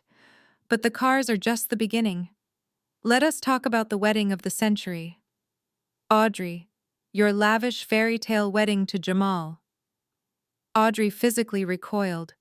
My wedding was paid for by my parents. They saved up for years to give me my dream day. They did not save a single dime, I corrected her mercilessly. Your dream day cost $400,000. The custom designer dress, the imported floral arrangements, the 5-star catering, and the exclusive country club venue. Every single vendor was paid directly from a secondary account that received weekly wire transfers from my trust fund. You danced the night away on my inheritance. Audrey suddenly let out a choked sob, looking at Charles for a denial. Dad, tell me she is lying. Tell me you paid for my wedding. Charles silently stared at the cold hospital floor, his silence providing all the confirmation Audrey needed. But the absolute best part, I continued making sure my voice was crystal clear so every word landed perfectly. The absolute crowning achievement of your financial crimes is what you bought for Jamal. Audrey, your brilliant, high-powered, arrogant corporate lawyer husband, did not just marry into this family for love. He married into a stolen bailout. Charles lunged forward slightly, raising his hands in a desperate plea. Naomi, stop. Do not drag Jamal into this. I am not dragging him into anything, I replied coldly. You already dragged him in when you paid off his student loans. $800,000 went directly to clearing Jamal's law school debt. You bought his loyalty, Charles. You used my mother's money to purchase a fancy lawyer for your favorite daughter so she could live a comfortable life without any financial burden. I possess the bank routing numbers, the forged authorization signatures, and the fraudulent tax filings you used to cover up the withdrawals, I stated, tapping the thick document again. My forensic accountant spent months untangling the web of offshore accounts and fake business expenses you created to hide the theft. You assumed I would never have the resources or the intelligence to ask for a basic financial accounting of my own trust. I opened the heavy report and flipped past the summary page directly into the itemized transaction logs. I ran my index finger down the first column of the spreadsheet, finding the exact line I wanted to highlight. Charles watched my hand, as if I were holding a loaded weapon. August 14th, 2018. I read aloud, my voice ringing with cold precision. A wire transfer of $85,000 authorized by Charles and Sylvia moved from the primary trust account into a private checking account. 3 days later, that exact amount was paid to a luxury country club to cover 2 years of backdated membership dues and a lavish private anniversary party. Charles squeezed his eyes shut, his chest heaving. He opened his mouth to formulate an excuse, but I did not give him a single second to speak. October 2nd, 2019. I continued flipping to the next page. $120,000 withdrawn under the guise of an educational investment. That money went straight to a high-risk real estate venture Sylvia insisted on backing. The venture collapsed 6 months later. To cover the losses, you made another withdrawal in April of 2020 for $200,000. December 9th, 2021, $50,000 wired to an offshore account to hide assets from domestic creditors. I looked up from the binder. You did not just steal to fund Audrey's wedding and Jamal's law school debt. You stole to maintain an absolute illusion. You wanted the entire city to believe you were elite, untouchable socialites. You threw dinner parties, bought designer wardrobes, and took first-class vacations to Europe. You presented yourselves as a wealthy, successful power couple. But it was all a pathetic mirage painted over my stolen future. I flipped to a section tagged with bright red sticky notes. The truth is, Charles, you have not made a single profitable business decision in over a decade. Your consulting firm went bankrupt 7 years ago. You hid the bankruptcy from your country club friends by continuing to spend money you did not earn. You and Sylvia have been secretly drowning in an ocean of debt for years. Audrey let out a sharp gasp. Her hands dropped from her face and she stared at her father with wide, terrified eyes. Bankrupt, Audrey repeated, her voice shaking violently. Dad, what is she talking about? You told me your business was expanding. You told Jamal you were preparing to open a new branch. He lied to you, Audrey, I stated flatly, not taking my eyes off Charles. He lied to everyone. But the forensic accountants do not care about family pride. They only care about the paper trail. I tapped the red section of the audit. This report details your current financial reality, Charles. You took out a second mortgage on your house 5 years ago. You took out a third mortgage last year. Both of those mortgages are currently in default. You have completely maxed out 7 different lines of credit. The bank issued a formal notice of foreclosure on your primary residence exactly 14 days ago. The hospital ward went completely dead silent. The only sound was the rhythmic, steady beeping of my heart monitor. Dr. Harrison stood motionless by the door, his face a mask of quiet disgust. Nurse Brenda had stopped pretending to clean and was staring openly at Charles. They had witnessed countless medical emergencies, but watching a family's financial and moral corruption unravel in real time was an entirely different kind of trauma. The great intimidating patriarch of the family had been stripped down to his bare bones. He was not a wealthy provider. He was a desperate, broke, fraudulent old man who had cannibalized his own daughter's inheritance to buy himself a few more years of fake prestige.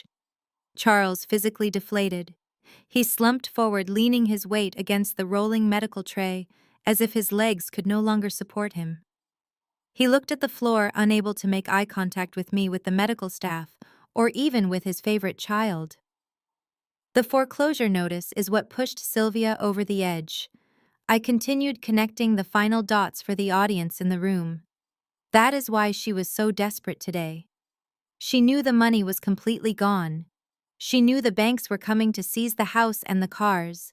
She needed Audrey to look perfect for that charity gala tomorrow night, because Audrey was your last remaining asset. Sylvia needed Audrey to maintain the illusion of wealth so she could keep rubbing shoulders with rich sponsors and wealthy investors. Sylvia needed Audrey to keep Jamal happy because Jamal was the only person left in this family with an actual income. I looked at Audrey. She was standing frozen near the wall, her designer silk tracksuit suddenly looking incredibly ridiculous in the harsh fluorescent lighting of the pre-op ward. She was breathing in short, shallow gasps. But Audrey was not looking at me with remorse. She was not crying because she realized her parents had cruelly robbed her half-sister of $1.5 million. She was not horrified by the profound betrayal of my trust. She was horrified for a completely different reason. I could see the selfish, calculated realization washing over her perfectly contoured face. She was looking at Charles with absolute panic because she finally understood that her safety net was entirely gone. The bottomless bank account she had relied on for her entire adult life did not exist. The parents who had funded her luxury lifestyle, paid for her expensive vacations, and subsidized her influencer career were completely bankrupt. "You are broke," Audrey whispered, her voice laced with deep primal panic. Her eyes darted wildly around the room. "You do not have any money left. The house is being foreclosed on. How am I supposed to pay for my publicist? How am I supposed to fund my brand launches? You promised me an investment for my new skincare line next month." She took a step back from Charles as if his sudden poverty was a contagious disease. "You used all of her money and now it is gone. Jamal is going to find out. Jamal is going to see this audit. He is going to know you paid off his debt with stolen funds." Audrey gripped her hair, completely spiraling into a self-centered panic attack. "Jamal is a corporate lawyer. He is obsessed with his public image and his legal ethics. If he finds out his entire lifestyle was funded by a federal crime, he will leave me. He will file for divorce to protect his career. You ruined my marriage. You ruined my life." She did not care about the theft. She only cared that the theft had been exposed, and that the exposure would cost her the wealthy husband she so desperately needed to maintain her status. The golden child was finally realizing that her gold was just cheap painted plastic purchased with stolen funds. I watched the toxic family dynamic eat itself alive right in front of me. Charles tried to reach out to comfort Audrey, but she violently swatted his hand away. She glared at him with pure, unadulterated hatred, the exact same hatred she and Sylvia used to direct at me. The heavy double doors of the pre-op ward suddenly pushed open again. Jamal stepped back into the room. He had not left the hospital building after all. He had been pacing in the outer corridor, desperately trying to draft a frantic email to his managing partner to get ahead of the legal disaster Sylvia had caused. But the walls of the surgical wing were not completely soundproof. He had heard Audrey screaming. He had heard the words "bankrupt forensic audit," and most importantly, he had heard the exact dollar amount of his law school debt being tied directly to a stolen trust fund. Jamal stood frozen just inside the doorway. His expensive leather briefcase hung loosely from his grip. His face, usually a mask of unshakable corporate confidence, was contorted into a portrait of absolute, unadulterated terror. He looked past Charles, past his weeping wife, and stared directly at the thick, spiral-bound forensic audit resting on my medical tray. "Did you just say my law school tuition was paid with embezzled money?" Jamal asked. His voice was dangerously quiet, stripped of all its previous arrogant bluster. It was the voice of a man watching his entire life catch fire. Audrey spun around, her face lighting up with a brief, desperate flash of hope. Jamal, thank goodness you came back. You have to fix this. My dad is broke. Naomi is trying to frame them for stealing her money. You have to sue her. Jamal did not even look at his wife. He kept his eyes locked on Charles. The patriarch of the family flinched under the intense, scrutinizing glare of the corporate litigator. Charles opened his mouth, trying to formulate a cohesive defense, but only a pathetic, raspy wheeze escaped his throat. I asked you a direct question, Charles. Jamal barked, his voice suddenly echoing with the booming authority of a cross-examination. The $800,000 you wired to my university accounts. The money you claimed was an investment in your daughter's future. Was that money stolen from Naomi's biological trust fund? Charles took a staggering step backward, raising his hands in a weak, defensive posture. Jamal, please, you have to understand. It was a complex financial reallocation.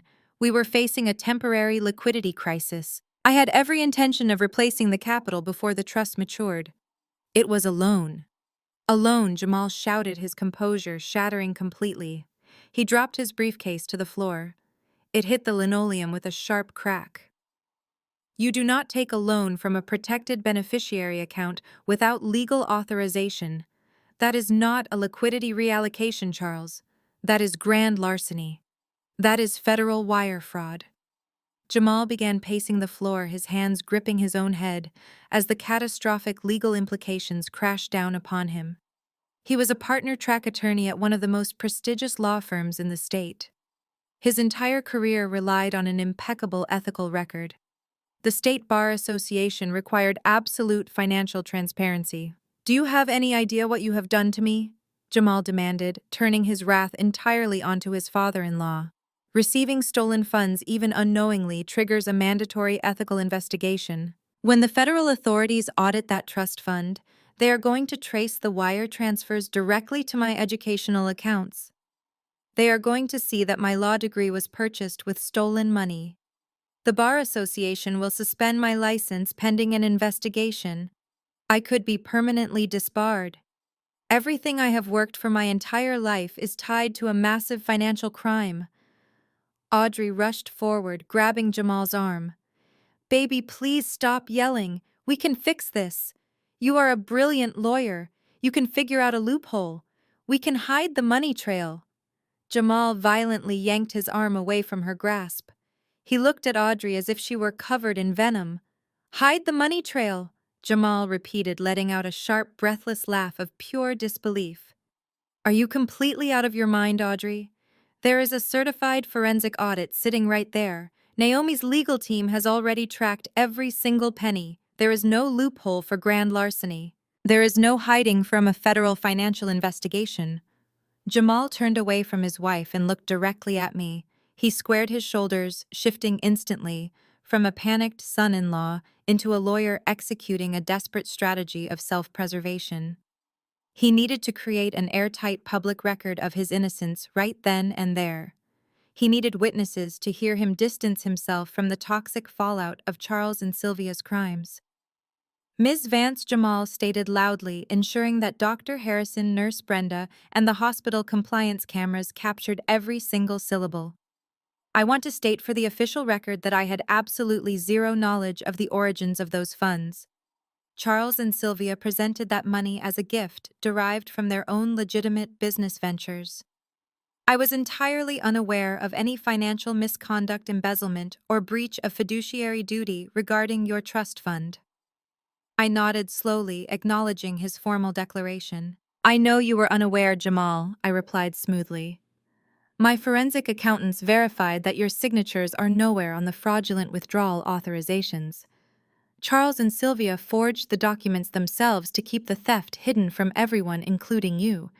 They used you just like they used my mother's money. Relief washed over Jamal's face, but it was quickly replaced by a cold, calculating pragmatism. He knew that surviving the Bar Association investigation would require a ruthless, immediate severing of all ties to the perpetrators. He could not be legally or financially bound to a family of convicted felons. He turned back to Audrey. The golden child was shivering her extravagant gala outfit, looking utterly absurd in the face of absolute financial ruin. She reached out for him again, her eyes begging for the unconditional support she had been handed her entire life. "Jamal, please."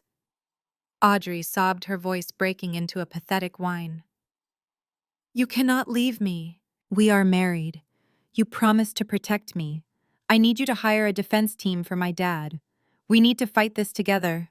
"I am not fighting anything with you, Audrey," Jamal said, his tone devoid of any affection or warmth. "I am not spending a single dollar of my legitimate income to defend your parents against a completely indefensible federal crime. And I am certainly not going down with this sinking ship." Audrey gasped, clutching her chest. "What are you saying?" "I am saying, I am done," Jamal declared, delivering the ultimate crushing betrayal. "As of this exact moment, I am officially separating from you.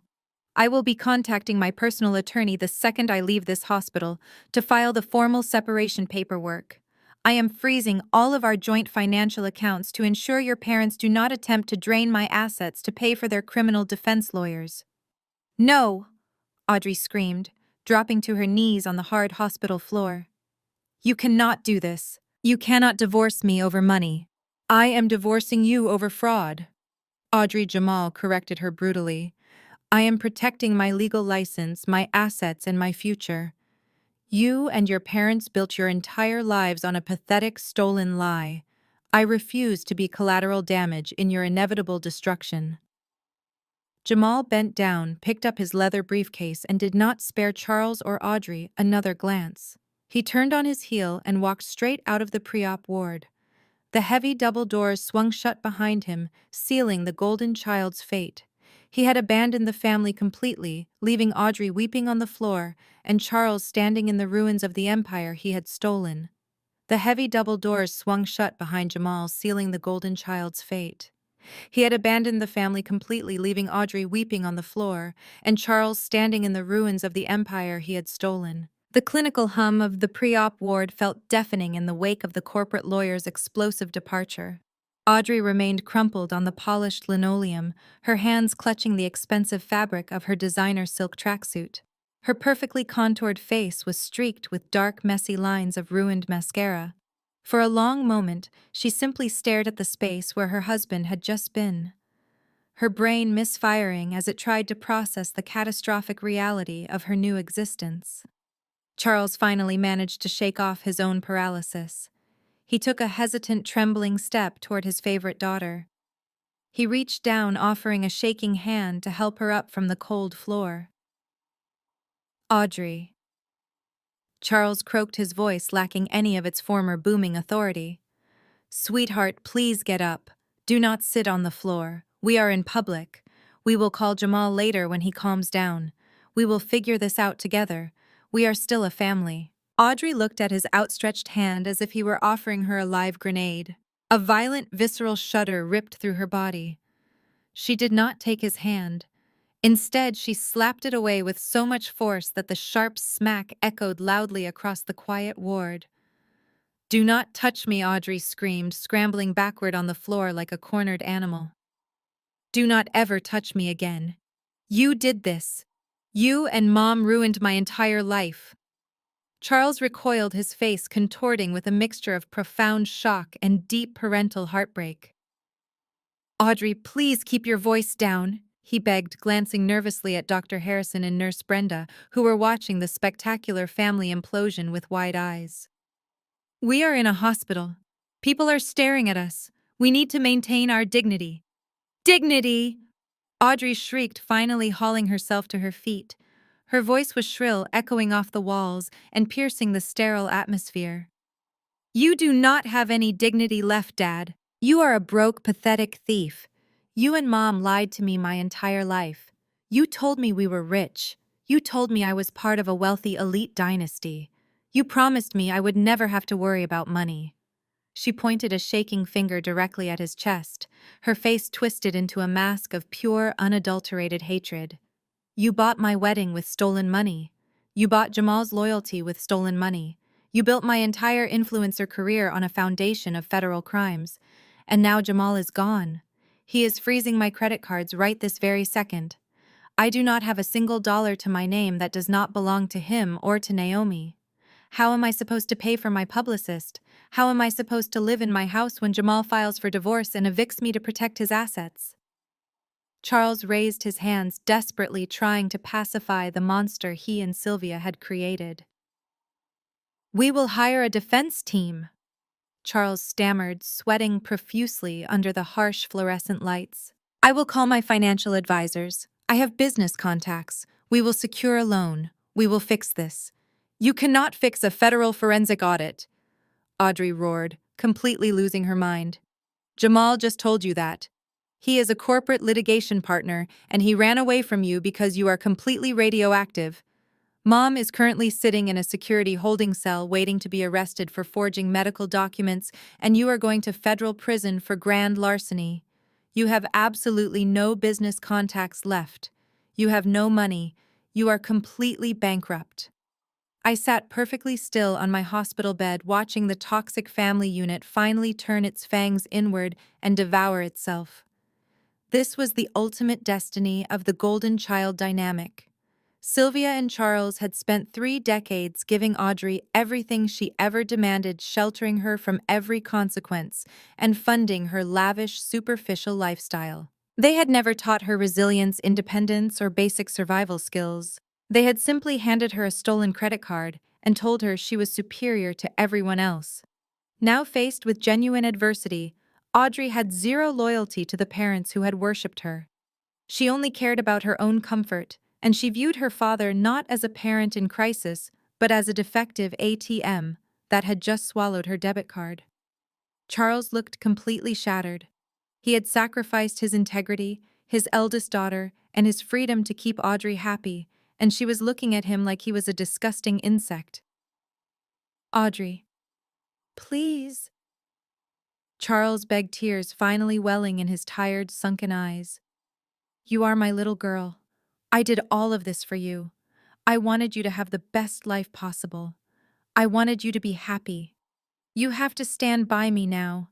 We have to be a united front against Naomi." "I am not standing by a convicted felon," Audrey spat, taking another step back toward the double doors. "I am not going down with your sinking ship. If the federal investigators come knocking on my door, I am going to tell them exactly what happened. I am going to tell them I had absolutely no idea you and Mom were stealing Naomi's trust fund. I am going to testify against both of you to save myself from going to jail." Charles let out a strangled, pathetic gasp, physically clutching his chest as his favorite daughter delivered the final fatal blow. "You would testify against your own parents," Charles whispered, his voice completely broken. "I will do whatever it takes to survive," Audrey declared coldly, adjusting her silk jacket with trembling hands. "You guys are on your own. Do not call my phone. Do not ask me for bail money. I have to go find a divorce lawyer before Jamal takes the house." Audrey grabbed her expensive designer handbag from a nearby chair. She did not spare a single glance for me, for Dr. Harrison, or for the father she was abandoning to the justice system. She turned on her heel, pushed open the heavy hospital doors, and sprinted down the hallway, leaving Charles standing completely, utterly alone in the center of the room. The silence that fell over the ward was absolute, finalizing the total destruction of his fraudulent empire. The silence that fell over the ward was absolute, finalizing the total destruction of his fraudulent empire. Charles swayed slightly on his feet, looking like a man who had just watched a hurricane flatten his house. He stared at the empty space where Audrey had been standing, his mouth opening and closing, without producing a single sound. The realization that his favorite daughter had instantly discarded him the second his bank accounts ran dry was visibly breaking him in half. He had sacrificed his integrity, my future, and his own freedom to fund her vanity, and she had rewarded him with total abandonment. Before Charles could even attempt to formulate a pathetic apology or beg for my mercy, the heavy double doors of the pre-op ward swung open once again. This time it was not a fleeing relative or an arrogant corporate lawyer. It was the swift, unavoidable arrival of the authorities. Two uniformed city police officers marched into the room, their duty belts clinking softly in the quiet clinical space. They were flanked by the hospital's chief compliance officer and the lead security guard, who had escorted Sylvia away earlier. The officers exuded a no-nonsense authority that immediately sucked whatever remaining oxygen Charles had right out of the room. The taller officer, a seasoned veteran with graying hair at his temples, held a clear plastic evidence bag in his right hand. Inside the bag rested the crumpled forged medical proxy that Sylvia had confidently slammed onto my medical tray just an hour ago. "Who is the attending physician assigned to this patient?" The lead officer asked, his voice projecting across the ward with calm professional command. Dr. Harrison stepped forward immediately, standing tall and unbothered by the law enforcement presence. "I am Dr. Harrison, Chief of Surgery. This is my patient, Naomi." The officer nodded, pulling a small notepad from his breast pocket. "Doctor, we received a call from your compliance department regarding a code yellow incident. We have a woman detained in a holding room down the hall who matches the description provided by your security team. We are bringing her back to this threshold strictly for identification purposes and to confirm the sequence of events before we proceed with formal processing." Charles snapped out of his catatonic state. He stumbled forward, raising his hands in a frantic, desperate gesture. "Officers, please," Charles pleaded, his voice cracking horribly. "This is a massive misunderstanding. My wife is a good woman. She was just worried about her daughter. You do not need to do this. Sir, I am going to need you to step back and remain entirely silent." The second officer ordered, placing a firm hand on Charles's chest and physically pushing him back. "Do not interfere with our investigation." A moment later, two more hospital security guards appeared in the doorway, guiding Sylvia back into the pre-op ward. The transformation in my stepmother was staggering. The haughty, impeccably dressed socialite who had stormed into my room demanding obedience was completely gone. Sylvia looked disheveled, her designer coat slipping off one shoulder, her expensive makeup smeared around her eyes. She was shaking violently, looking around the room with wild, terrified glances. As soon as Sylvia saw the police officers holding the plastic evidence bag, she launched into the performance of a lifetime. She threw her hands over her face and burst into loud theatrical sobs.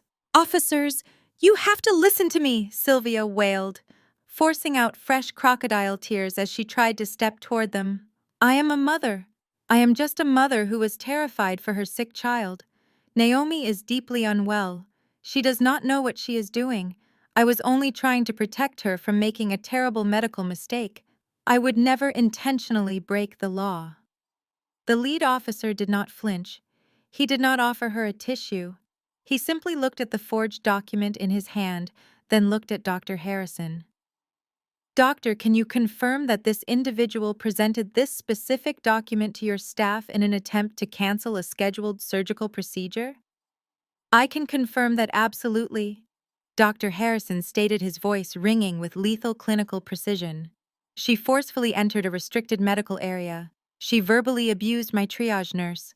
She verbally abused my patient. She presented this document claiming to possess full legal medical proxy over Naomi, and she aggressively demanded that I cancel a necessary internal tumor removal to perform an elective cosmetic scar revision on her other daughter." Sylvia gasped, clutching her chest, as if she had been physically struck. "No, that is completely out of context. I just got the dates mixed up. It was a simple clerical error. I was under so much stress. I found that old proxy in my filing cabinet, and I brought it here because I was panicking. I did not alter anything maliciously. You cannot arrest a mother for being overwhelmed by a family medical crisis." The officer raised an eyebrow, entirely unmoved by her dramatic wailing. "Ma'am, altering the date on a legally binding medical document is not a clerical error. It is a deliberate act of forgery. Presenting that forged document to medical staff to deny care to a consenting adult elevates the act to a federal HIPAA violation and criminal fraud." Sylvia turned her desperate, streaming eyes toward me. She lunged forward against the security guard's grip, reaching her hands out in a pathetic, begging gesture. "Naomi, please tell them. Tell them I took care of you. Tell them I was just confused. You know I would never hurt you. We are family. You cannot let them do this to me." I sat perfectly still, letting her desperate pleas wash over me without feeling a single ounce of pity. I looked at the woman who had spent 2 decades making me feel incredibly small, worthless, and entirely unloved. I looked at the woman who had stolen my biological mother's money to buy herself luxury cars, while I struggled to pay for groceries. "You did not get the dates mixed up, Sylvia," I said, my voice cold and echoing with absolute finality. "You took a pen, and you deliberately changed the year on a 16-year-old consent form. You walked into this hospital fully intending to use a fake legal document to strip me of my bodily autonomy. You wanted to cancel my surgery so Audrey could look pretty for a red carpet. You are not a worried mother. You are a malicious, calculated fraud." Sylvia let out a strangled, breathless sob. She turned to Charles, expecting him to swoop in and rescue her with his wallet and his booming authority. "Charles, do something. Fix this. Call our lawyers. Tell them who we are." But Charles just stood there looking like an empty, hollow shell of a man. He could not afford a lawyer. He could not buy their way out of this disaster. He slowly shook his head, staring at the floor, completely abandoning her to her fate. The lead officer turned to Dr. Harrison and Nurse Brenda. "We have the documents secured in evidence. We have your verbal statements. We will need you both to fill out formal written reports later today." "Absolutely," Dr. Harrison confirmed. "I will also be submitting the hospital's internal legal compliance report regarding her hostile behavior toward my staff." The officer nodded, closing his notepad and slipping it back into his pocket. He turned his attention fully onto Sylvia. The crocodile tears were still flowing, her chest heaving with exaggerated dramatic sobs, but the performance was entirely wasted on the men in uniform. They had seen desperate criminals try to play the victim countless times before. Her wealthy suburban housewife routine offered her zero protection against the hard, undeniable physical evidence they held in their hands.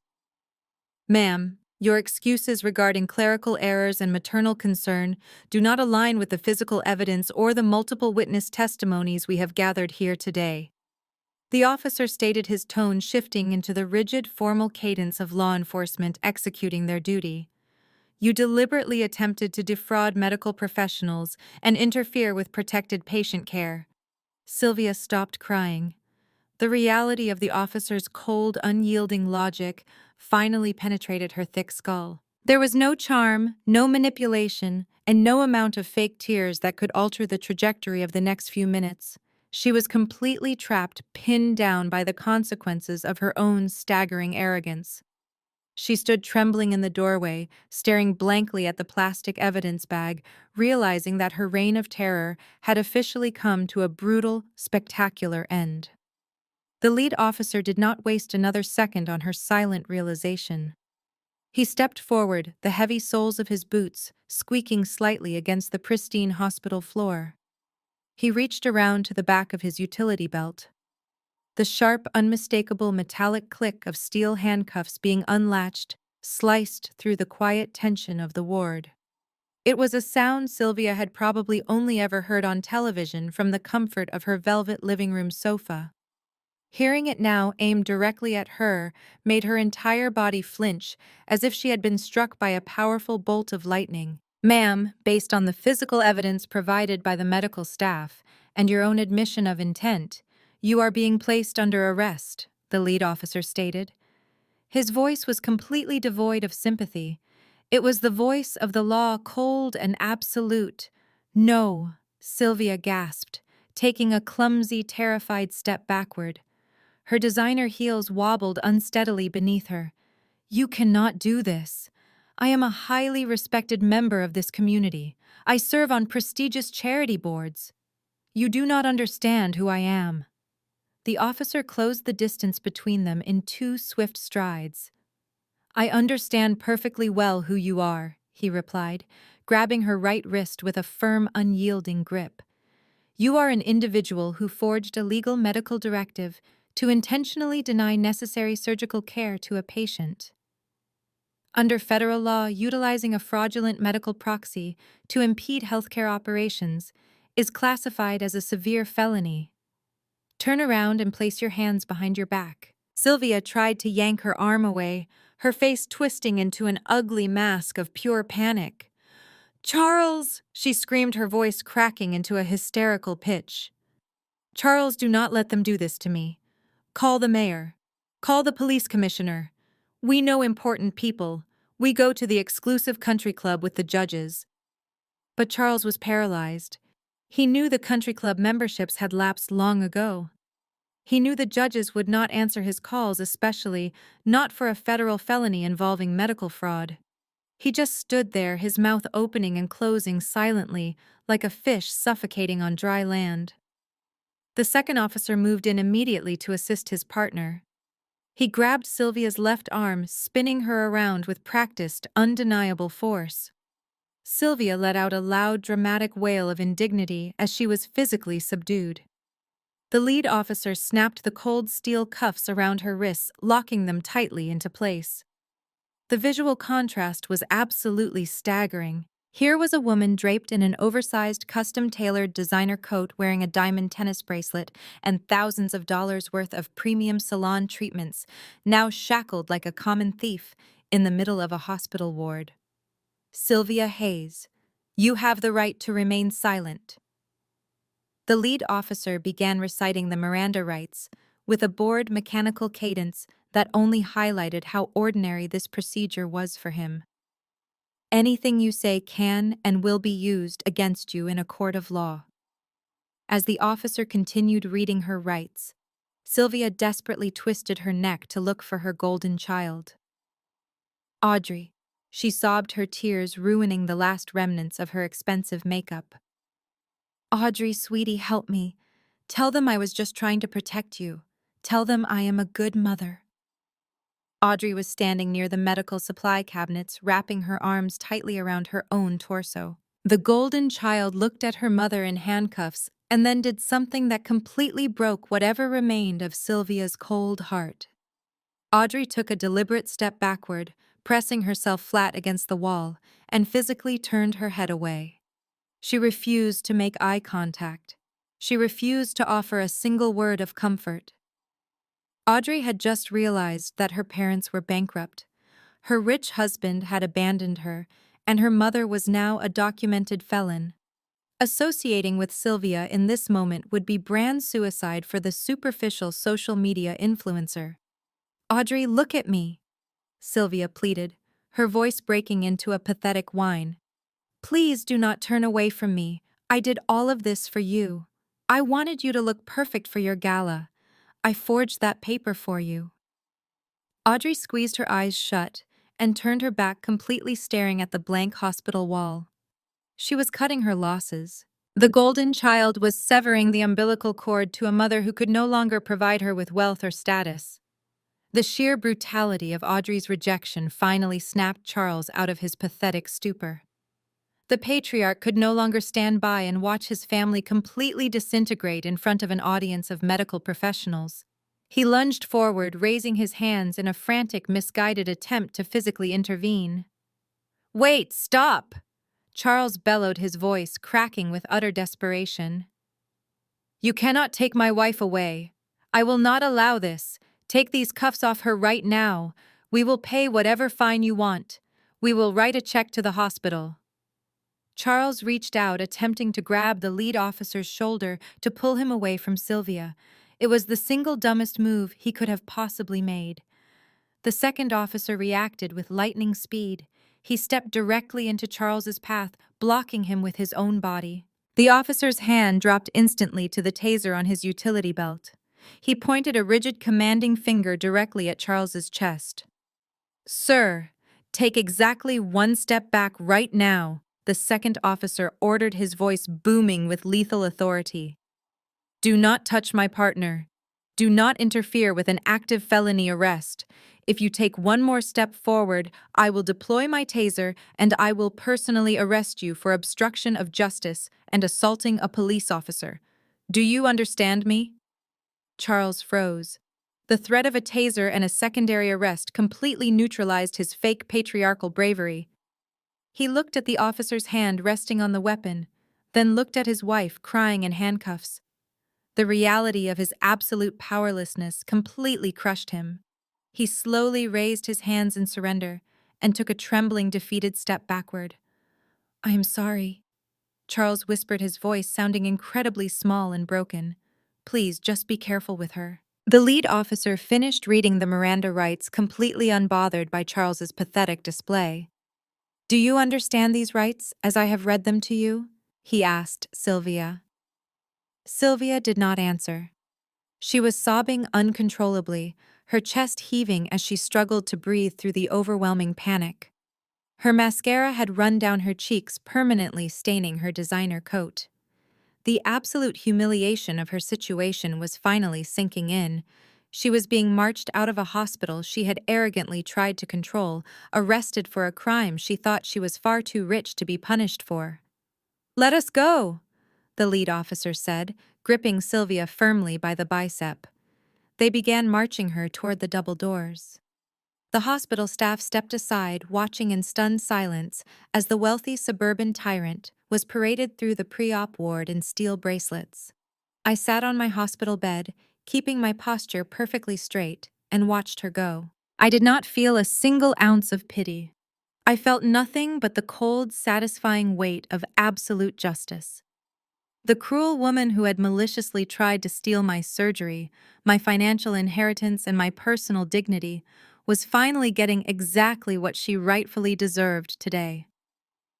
The heavy double doors swung shut behind the police officers, cutting off the last muffled sounds of Sylvia crying as she was marched down the long hospital corridor. The pre-op ward was completely silent again, save for the rhythmic, steady beep of my heart monitor. Dr. Harrison and Nurse Brenda exchanged a brief, highly professional look before stepping back to give us a wide berth. The atmosphere had violently shifted from chaotic hostility to the quiet, crushing aftermath of a devastating storm. Charles remained anchored to the exact spot where he had stood while his wife was arrested.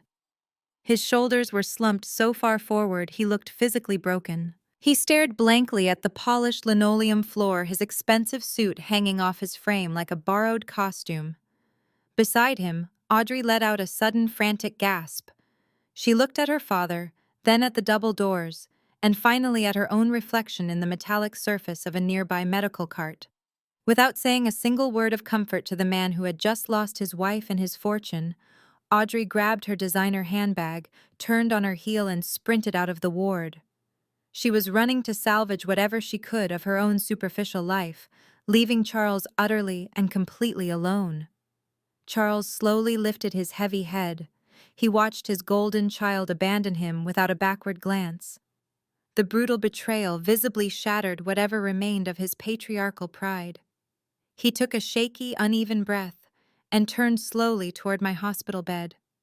The transformation was staggering. The booming, authoritative father who had marched into this room demanding my absolute submission was entirely dead. In his place stood a terrified, desperate, and bankrupt old man, facing the dire consequences of his actions. He took a clumsy step toward me. His hands were trembling so violently he had to grasp the cold metal footboard of my bed to keep himself upright. He looked at me, his eyes wide and bloodshot, brimming with hot tears that he no longer had the strength to hide. Naomi Charles choked out his voice, cracking into a pathetic, desperate rasp. He swallowed hard, trying to force words through his rising panic. "Naomi, please, you have to help me." I sat perfectly still against the crisp hospital pillows. I did not lean forward to bridge the gap between us. I did not offer him a comforting hand. I simply watched him with the clinical cold detachment of a stranger observing an unavoidable accident. "You saw what just happened?" Charles pleaded, tears finally spilling over his eyelashes and tracking down his flushed, wrinkled cheeks. "They took her. They took Sylvia away in handcuffs. She is going to a federal holding facility. They will set a bail amount by this afternoon, and I have absolutely nothing left. You know I have nothing. The bank froze our primary accounts last week. The credit cards are entirely maxed out. I cannot even afford to hire a basic defense attorney for her, let alone post a massive federal bail bond." He collapsed to his knees right there on the hard hospital floor, his fingers white-knuckling the edge of my bed. The great Charles, the man who had spent 12 years making me feel completely worthless, was now kneeling at my feet, openly weeping and begging for my financial mercy. It was a pathetic, nauseating display of sheer desperation. "Please, Naomi." Charles sobbed, his chest heaving with desperate, ugly breaths. "You are the CEO of a massive company. You have millions of dollars at your disposal. You are a respected VIP in this hospital.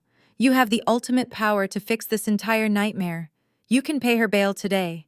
You can write a check and get her out of that jail cell before she has to spend the night behind bars. She will not survive in there. She is not built for that kind of harsh environment." I let his pathetic begging fill the quiet room.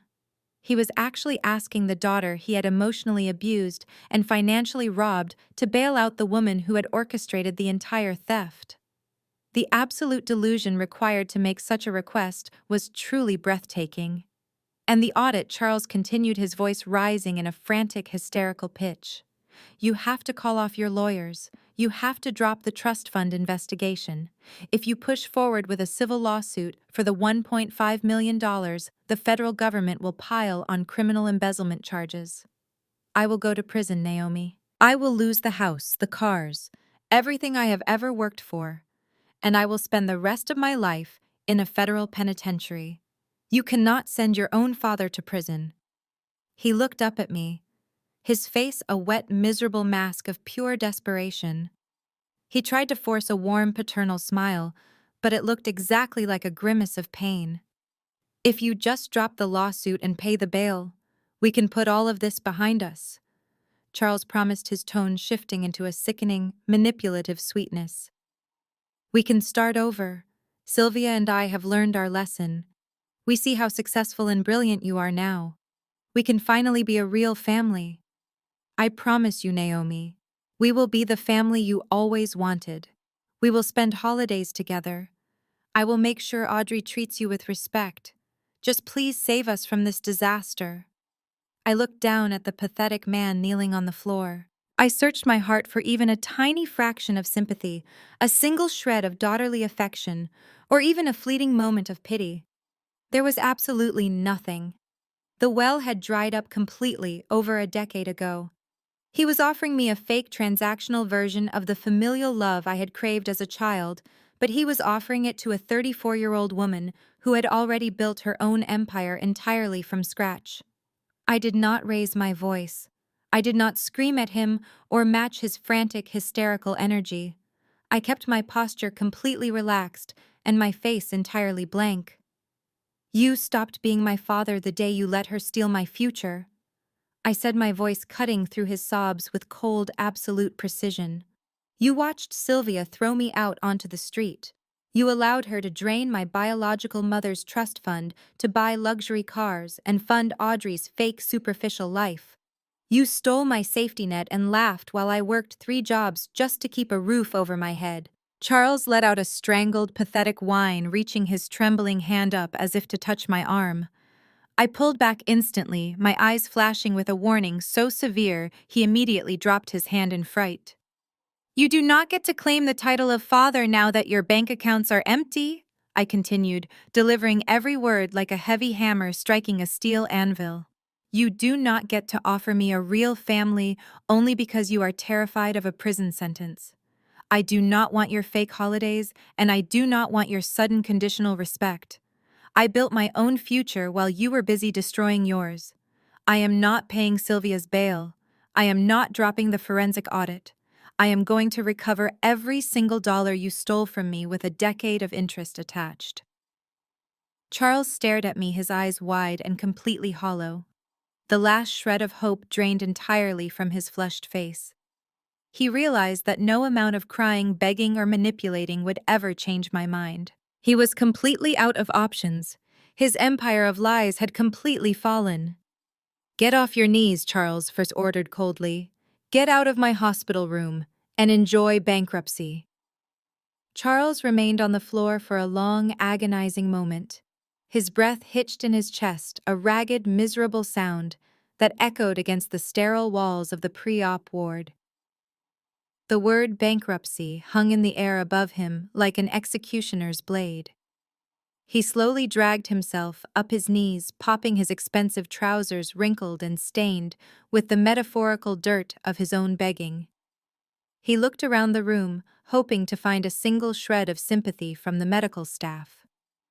Nurse Brenda completely ignored him, turning her attention to adjusting the crisp white sheets at the foot of my bed. Dr. Harrison stood near the doorway, his posture rigid, his face an impenetrable wall of clinical disgust. Charles had absolutely no audience left to manipulate. He had no leverage, no money, and no family willing to fall on the sword for his crimes. He wiped his tear-streaked face with the back of his trembling hand, trying to summon a final scrap of dignity. But there was nothing left to salvage. His entire existence had been exposed as a hollow, fraudulent performance. I watched him take a clumsy step backward, his eyes darting toward the exit. He was ready to flee, ready to run back to his foreclosed mansion and hide from the catastrophic reality of his federal crimes. But I was not quite finished with him yet.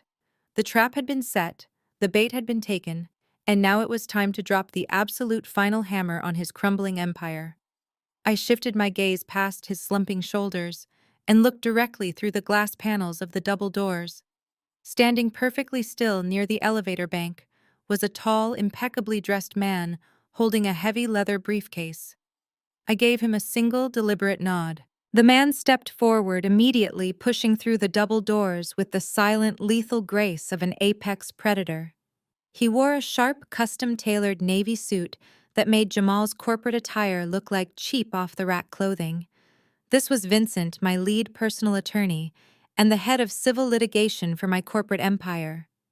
Vincent was a legal shark, a man who specialized in entirely dismantling fraudsters and recovering stolen assets with ruthless mathematical precision. I had paid him an exorbitant retainer specifically to handle the financial execution of Charles and Sylvia.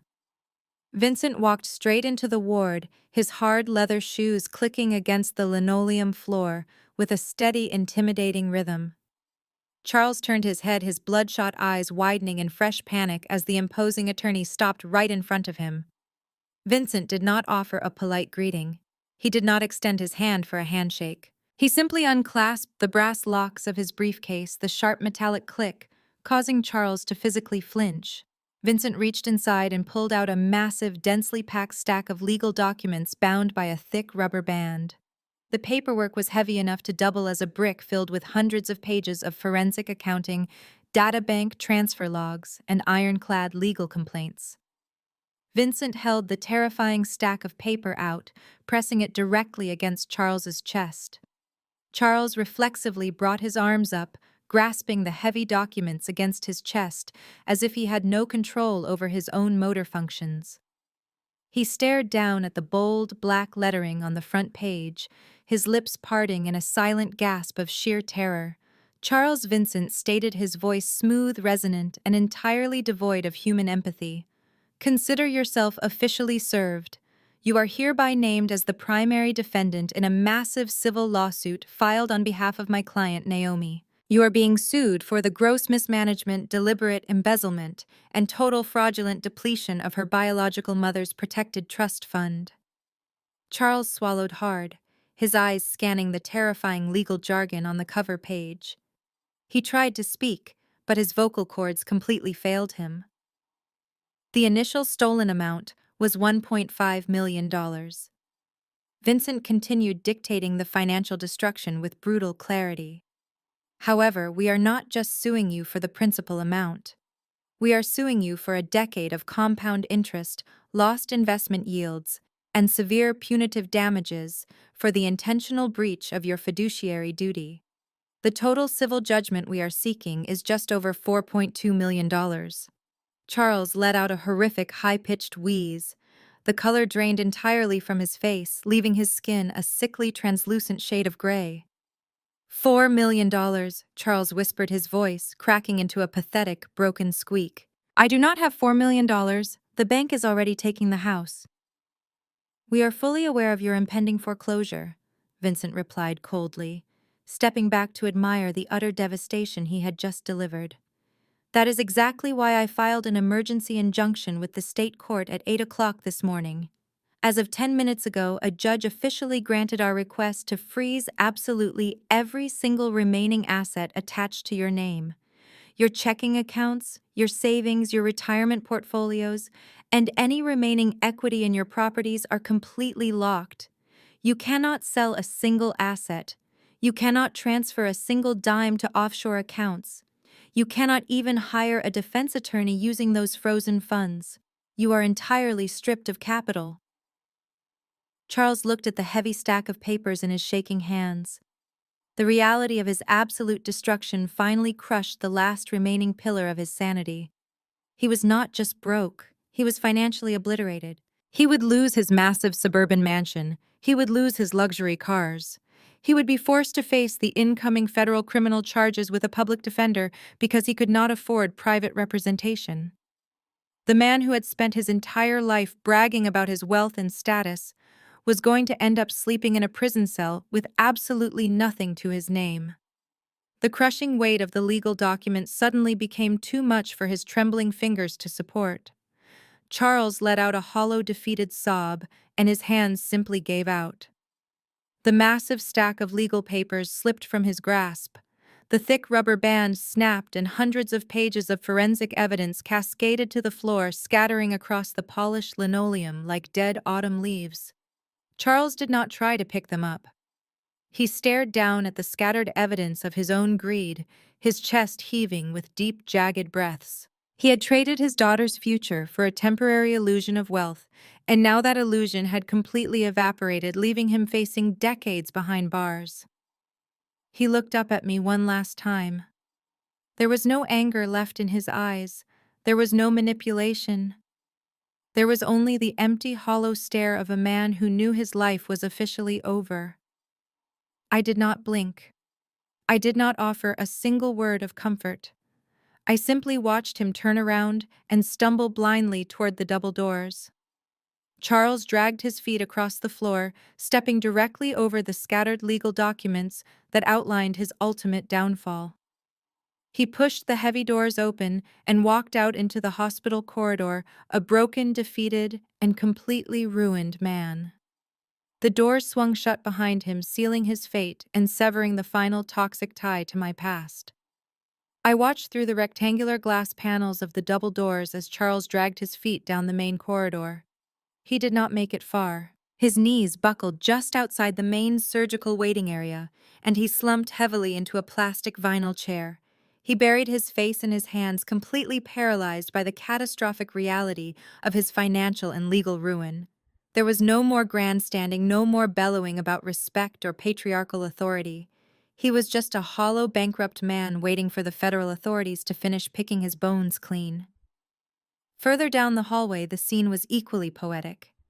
The two police officers were marching Sylvia toward the service elevators. Even through the thick glass, I could see the rigid, unyielding posture of the officers contrasting with Sylvia's stumbling, defeated gait. The oversized designer coat hung off her frame like a deflated parachute, her wrists securely bound behind her back in cold steel. She kept trying to turn her head, perhaps searching the corridor for Charles or her golden child, hoping for a last-minute rescue that was never going to come. But Charles remained glued to his chair, too consumed by his own impending prison sentence to care about his wife. And Audrey was nowhere to be found. The golden child had made her priorities crystal clear. I watched the security monitors above the nurses' station, which displayed the live feed from the hospital lobby. There was Audrey sprinting through the automatic sliding doors and out into the harsh daylight. She was crying hysterically, her silk tracksuit catching the wind as she frantically flagged down a taxi. She was running back to a house that her husband was actively locking her out of, running away from the parents who had sacrificed their freedom to fund her vanity. The toxic family unit had entirely devoured itself, leaving nothing but isolated, miserable individuals facing the absolute destruction of their own making. Vincent. My attorney calmly bent down and gathered the scattered legal documents from the linoleum floor. He stacked the pages with meticulous precision, snapping a fresh rubber band around the thick pile. He placed the civil lawsuit back into his leather briefcase and snapped the brass locks shut. He turned to me, offering a sharp, professional nod of absolute victory. My legal team will handle the rest of the asset seizures this afternoon. Naomi Vincent stated, his voice returning to a normal conversational volume now that the hostile threats had been neutralized. Focus on your recovery. The hospital compliance team has my contact information, and I will liaise directly with the federal investigators regarding your stepmother's forgery charges. Enjoy your surgery. I thanked him, and Vincent strode out of the pre-op ward with the quiet confidence of a man who had just successfully executed a flawless legal demolition. As Vincent exited, the heavy, oppressive tension that had suffocated the room for the past hour completely evaporated. The sterile clinical atmosphere of the hospital returned, sweeping away the dark, toxic energy my family had dragged in with them. Nurse Brenda let out a long, shaky breath, her shoulders dropping as she finally relaxed. She walked over to the medical tray, organizing the sanitized tools and checking my intravenous line with gentle, precise movements. "I am so sorry you had to deal with that," Brenda said softly, her eyes filled with genuine compassion. "We see a lot of family drama in this ward, but I have never seen anything quite like that. You handled yourself incredibly well." I offered her a warm, authentic smile. "Thank you, Brenda. And thank you for standing your ground when she tried to cancel my procedure. Your professionalism means more to me than you know." Dr. Harrison stepped back into my direct line of sight. He had spent the last few minutes quietly updating my digital chart, ensuring that every detail of the legal and medical disturbance was properly coded for the hospital administrators. He locked the screen of his tablet and slipped it into the pocket of his white coat. The fierce, intimidating glare he had directed at Charles and Sylvia was entirely gone. In its place was a look of profound, unwavering respect. He walked up to the side of my hospital bed. He did not speak to me as a patient or a victim. He spoke to me as an equal. "Naomi," Dr. Harrison began, his voice calm and deeply reassuring. "I want to personally apologize for the delay and the unacceptable breach of your peace this morning. Our security protocols will be heavily updated to ensure individuals like that never breach this floor again. But I also want to say that it is an absolute honor to have you in my care. I have operated on thousands of patients, but I have rarely seen someone demonstrate that level of absolute grace under such vicious fire." I felt a genuine sense of warmth spread through my chest. The validation from a brilliant surgeon, a man who saved lives daily, meant more than any fake praise my father had ever offered. The delay was entirely worth it. "Doctor," I replied, my voice light and steady. "I consider it a highly successful pre-surgical procedure. We effectively removed a massive toxic malignancy from my life before you even picked up a scalpel." Dr. Harrison chuckled, a genuine hearty sound that filled the quiet ward. "A very accurate medical assessment," he agreed, his eyes crinkling at the corners. "The surgical suite is fully prepped and waiting for us. My team is ready whenever you are. Are we clear to proceed?" I took a deep breath, inhaling the crisp, sanitized air of the hospital. I listened to the steady, rhythmic beeping of my heart monitor. My pulse was perfect. My blood pressure was completely normal. The agonizing stress that had haunted my every waking moment for 34 years was utterly eradicated. I did not have to look over my shoulder anymore. I did not have to worry about my family attempting to sabotage my company, steal my assets, or rewrite my history. They were gone, locked away in holding cells, courtrooms, and bankruptcies. "I am completely ready," I told him, settling back against the crisp white pillows. Dr. Harrison nodded to Brenda. "Let us roll." Brenda smiled, stepping to the foot of my bed and unlocking the heavy casters with a solid click. Another nurse stepped up to assist, and together they began pushing my bed out of the pre-op ward. We rolled through the double doors, gliding smoothly down the long, brightly lit corridor toward the main surgical theater. I looked up at the ceiling, watching the fluorescent lights pass overhead in a steady, calming rhythm. The low hum of the hospital machinery sounded like a symphony of progress. I closed my eyes, feeling the gentle motion of the bed beneath me. I felt incredibly light.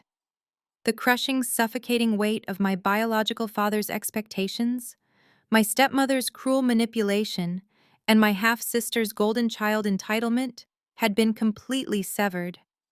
They had tried to break me, and instead, they had forged me into an unbreakable force of nature. I was floating toward the operating room, ready to heal my physical body now that my spirit was entirely free. I closed my eyes as the anesthesia flowed through my veins, pulling me into a deep, dreamless sleep.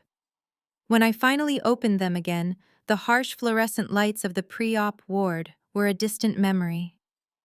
Soft, warm sunlight filtered through the sheer curtains of my private VIP recovery suite.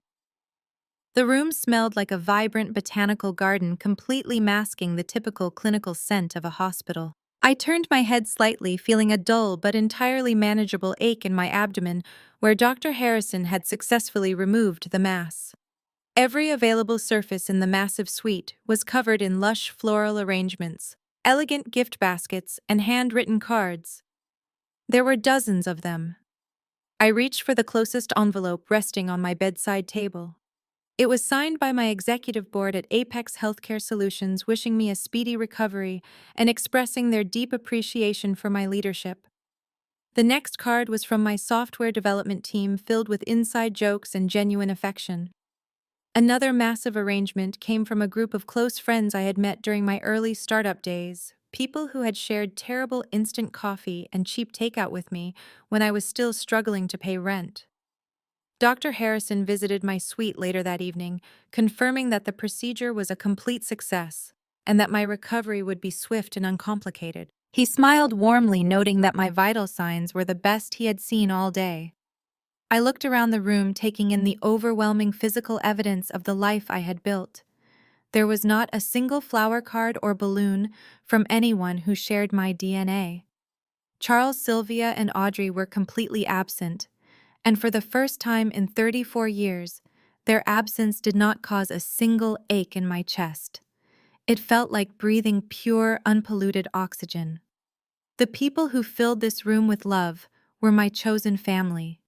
They were individuals who respected my boundaries, celebrated my victories, and valued my presence without demanding my subservience. I had successfully excised the toxic elements from my life, both medically and personally. 6 months have passed since that spectacular morning in the pre-op ward, and the dominoes I pushed over have all finally crashed to the ground.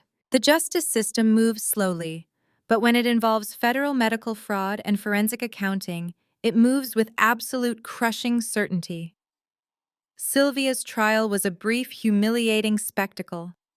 Her high-priced defense attorneys dropped her the moment they realized Charles's assets were completely frozen by my civil injunction.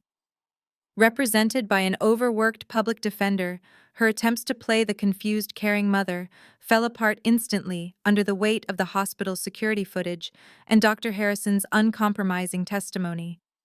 She was convicted of severe HIPAA violations and federal medical fraud.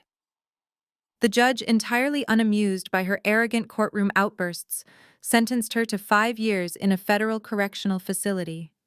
The woman who once wore custom designer coats and flaunted imported luxury vehicles now wears a standard-issue jumpsuit, spending her days mopping cafeteria floors under the watchful eyes of armed guards. Charles fared no better. The civil lawsuit I unleashed upon him systematically dismantled his entire fraudulent empire. Vincent, my lead attorney, did not leave a single penny unaccounted for. Stripped of his stolen wealth and facing insurmountable legal debt, Charles was forced to declare complete unconditional bankruptcy. The bank foreclosed on his massive suburban mansion, auctioning it off to the highest bidder to cover his defaulted mortgages. His luxury cars were repossessed right out of the driveway. Today, the former patriarch lives alone in a cramped, drafty one-bedroom apartment on the outskirts of the city. His country club friends blocked his number months ago. He has no money, no prestige, and no family left to manipulate. He spends his days sitting in a cheap recliner, entirely consumed by the bitter reality of his own colossal failure. And then there is Audrey. The golden child's descent from her superficial pedestal was perhaps the most poetic justice of all. Jamal kept his word. Driven by absolute self-preservation, the corporate attorney filed for a brutal, expedited divorce the very next morning. He ruthlessly protected his own assets, legally isolating himself from her family's toxic fallout. Jamal managed to save his own career by the skin of his teeth, throwing his wife and in-laws directly under the bus to satisfy his firm's ethical compliance board. He retained his position, but the humiliation of the ordeal permanently shattered his arrogant demeanor. He now walks the halls of his law firm, knowing exactly who pays his salary. Stripped of her wealthy husband and her parents' stolen bank accounts, Audrey's influencer career evaporated overnight. She could no longer afford the publicists, the designer wardrobes, or the lavish trips that fueled her online persona. The luxury brands dropped her instantly. Faced with the terrifying prospect of actually having to support herself, she had no choice but to enter the real workforce. The glamorous socialite now works 40 hours a week folding sweaters and stocking shelves at a mid-tier retail clothing store in a suburban shopping mall. She spends her days answering to strict managers and dealing with difficult customers, completely stripped of her golden child entitlement. I built my company from nothing, surviving the cruelest rejection imaginable and transforming my trauma into an unbreakable foundation. My physical health is fully restored, and my business continues to thrive, breaking revenue records and expanding into new territories. I am surrounded by people who uplift me, operating in a world where my success is entirely my own. The chapter of my life, defined by their abuse, is permanently closed, archived away in court records and police reports. I stepped out of their shadow and stepped into my own power. Sometimes the only way to cure a sickness is to cut out the tumor completely, even if that tumor is your family. Have you ever had to walk away from toxic relatives to protect your peace?